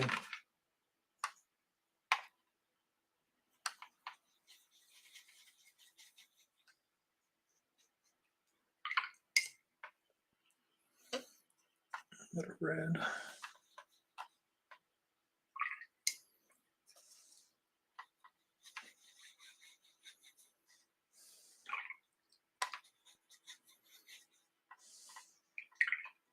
Definitely need more yellow in here. Maybe some cadmium yellow, that might do it. There we go, it's getting nice and neutral. See that gray? That's what we want. I need just a little more purple, just a touch more. It's tough to get the balance right, but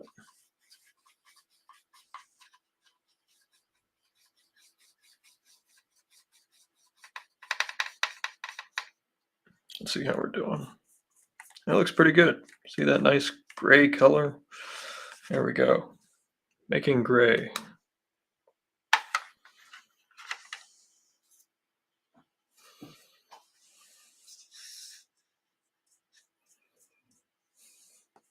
It's a little warm, actually, so maybe we need just a touch more of the purple. Not too much, just a touch.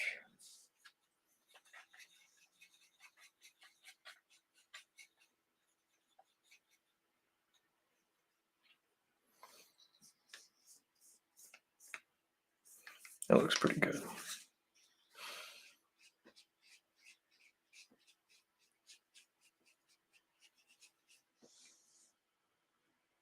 Running a little late just because I really want to get this first layer of colors down. Like, we're not going to be able to get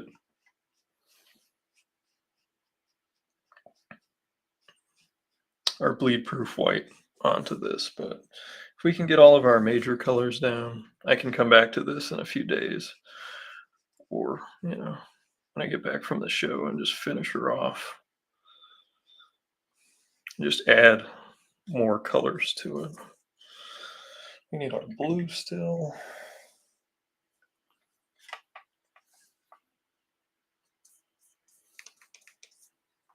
She has these gloves on.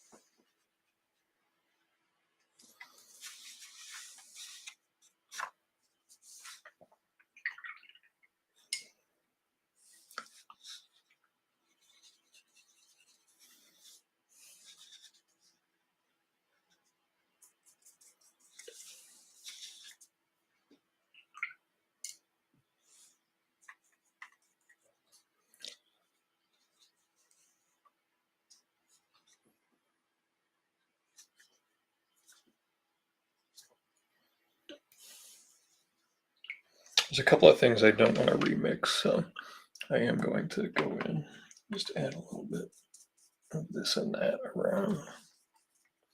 There's a little bit of this that didn't get filled in right there.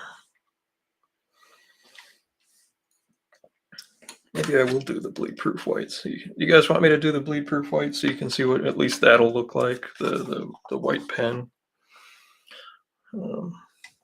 I think that's a neat effect that I have planned for this.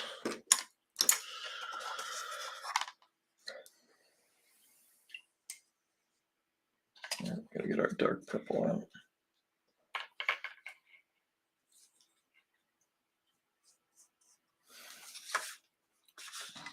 A few things just dropped out a little too much for my taste on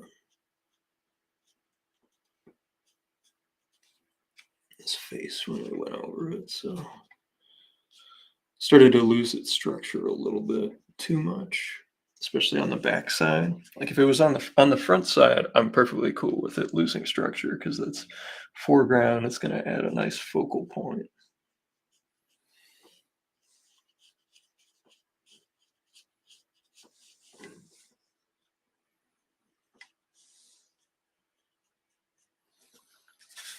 But back where we need to have those heavy shadows really work. These are the kind of little details that I'm going to noodle and noodle and noodle and noodle and go over and over and over.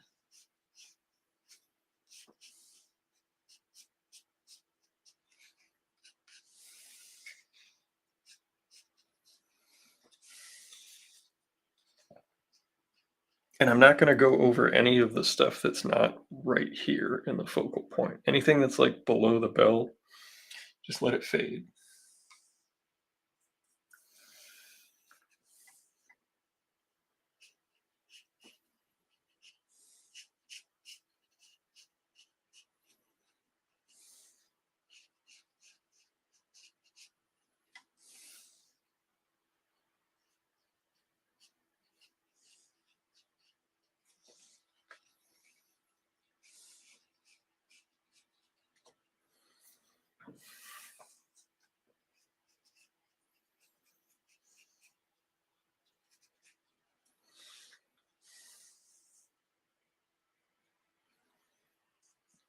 I'm sorry if I'm keeping anybody up and running late. I think I'm just keeping myself up. But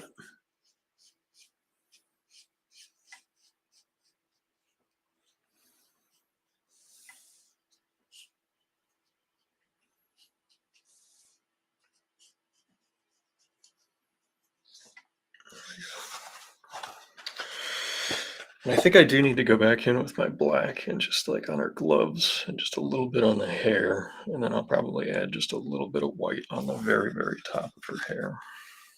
But again, that's the noodling that I will do off camera.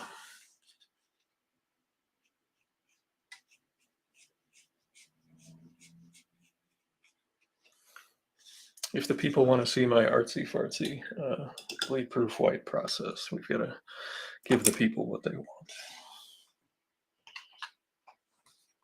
We've got to move the paints because it's going to involve some extra space that I need. I've been using those same paint pans since college for forever. Just wash that stuff, it takes care of it.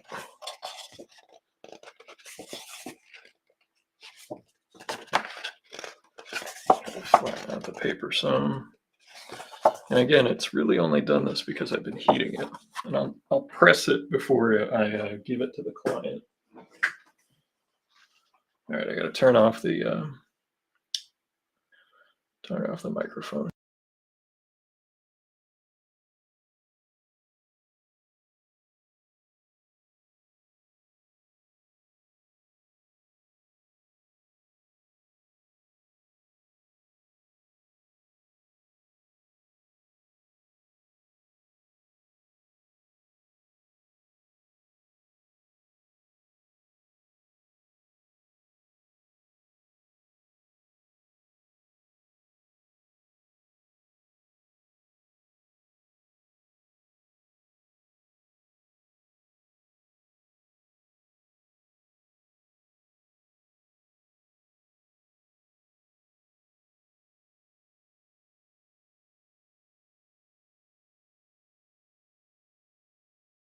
All right.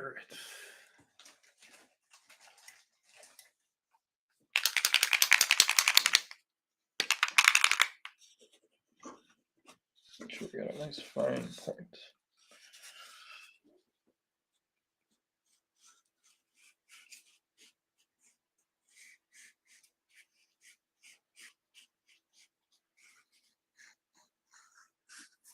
I'm not moving it slow because I want like a varied line. I can go back in and add a little more where it needs it. It's got a little bounce to it.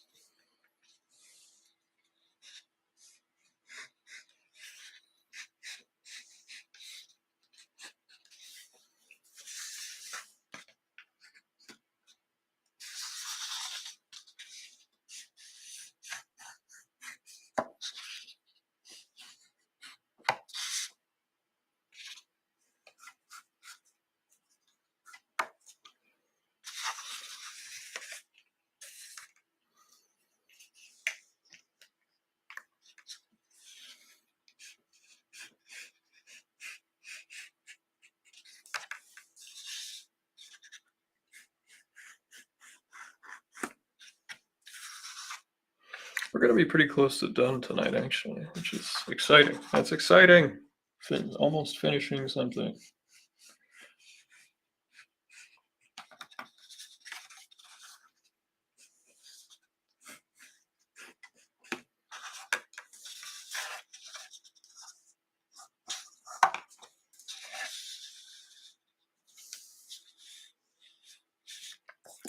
Practice. I've been drawing with these things for years. And the other thing that I use them for is signing comics. These work better than those silver markers. And it's just this brand. The other squeezy ones suck. What are these ones? These Bic ones? These are horrible. Awful. I would never use them for this. I buy these by the case.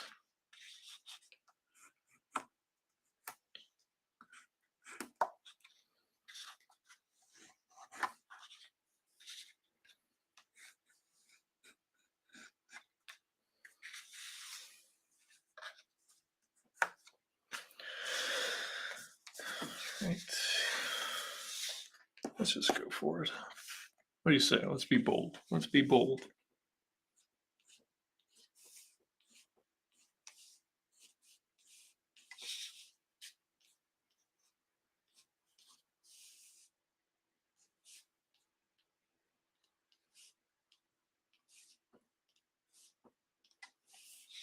I even got the eye glimmer. Look at that. We're flying. We're flying. We're doing good tonight.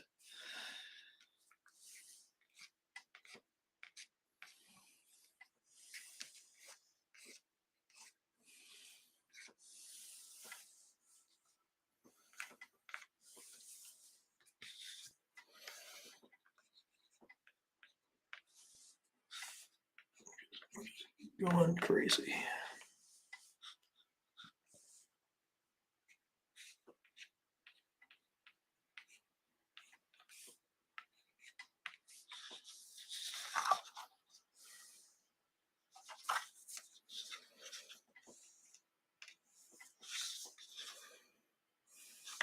Need a little spatter, and then we sign this sucker and we call it a night. What do you say? There's my little baggie.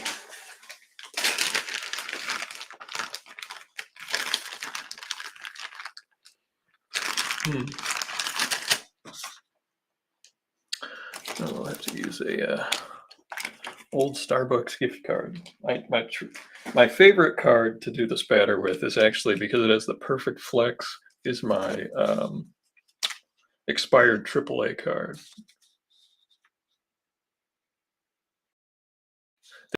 The labels are horrible. It flows. You can write in cursive in this thing. I will write Douglas's name in cursive.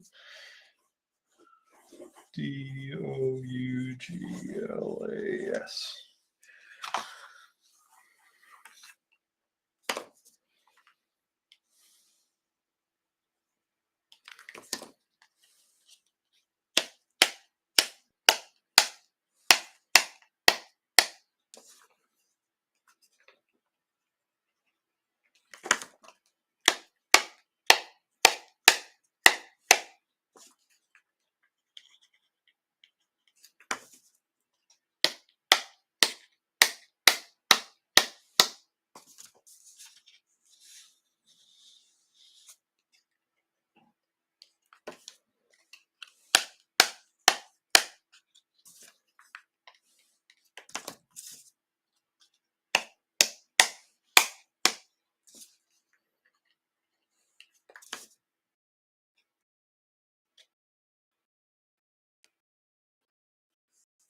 See, that happens sometimes. I got a spatter just where I didn't want it. But I can, the other good thing about this brand is I can go in and scrape it off once it dries.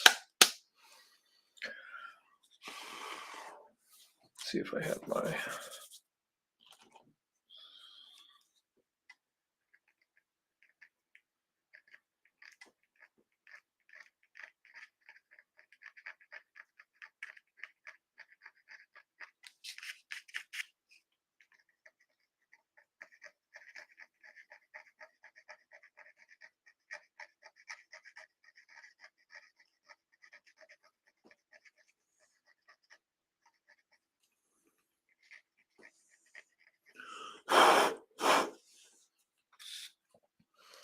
Then what I can do is go back in,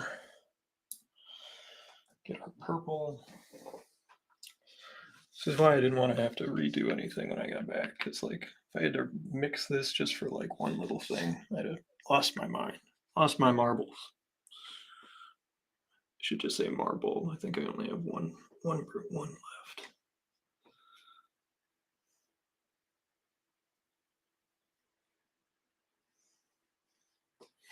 There we go. Fixed.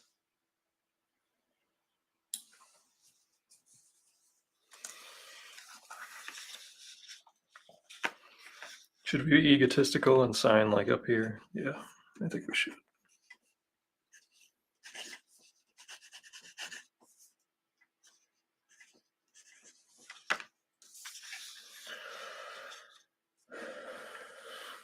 Well, there we go. That was the plan with the white effect with everything, and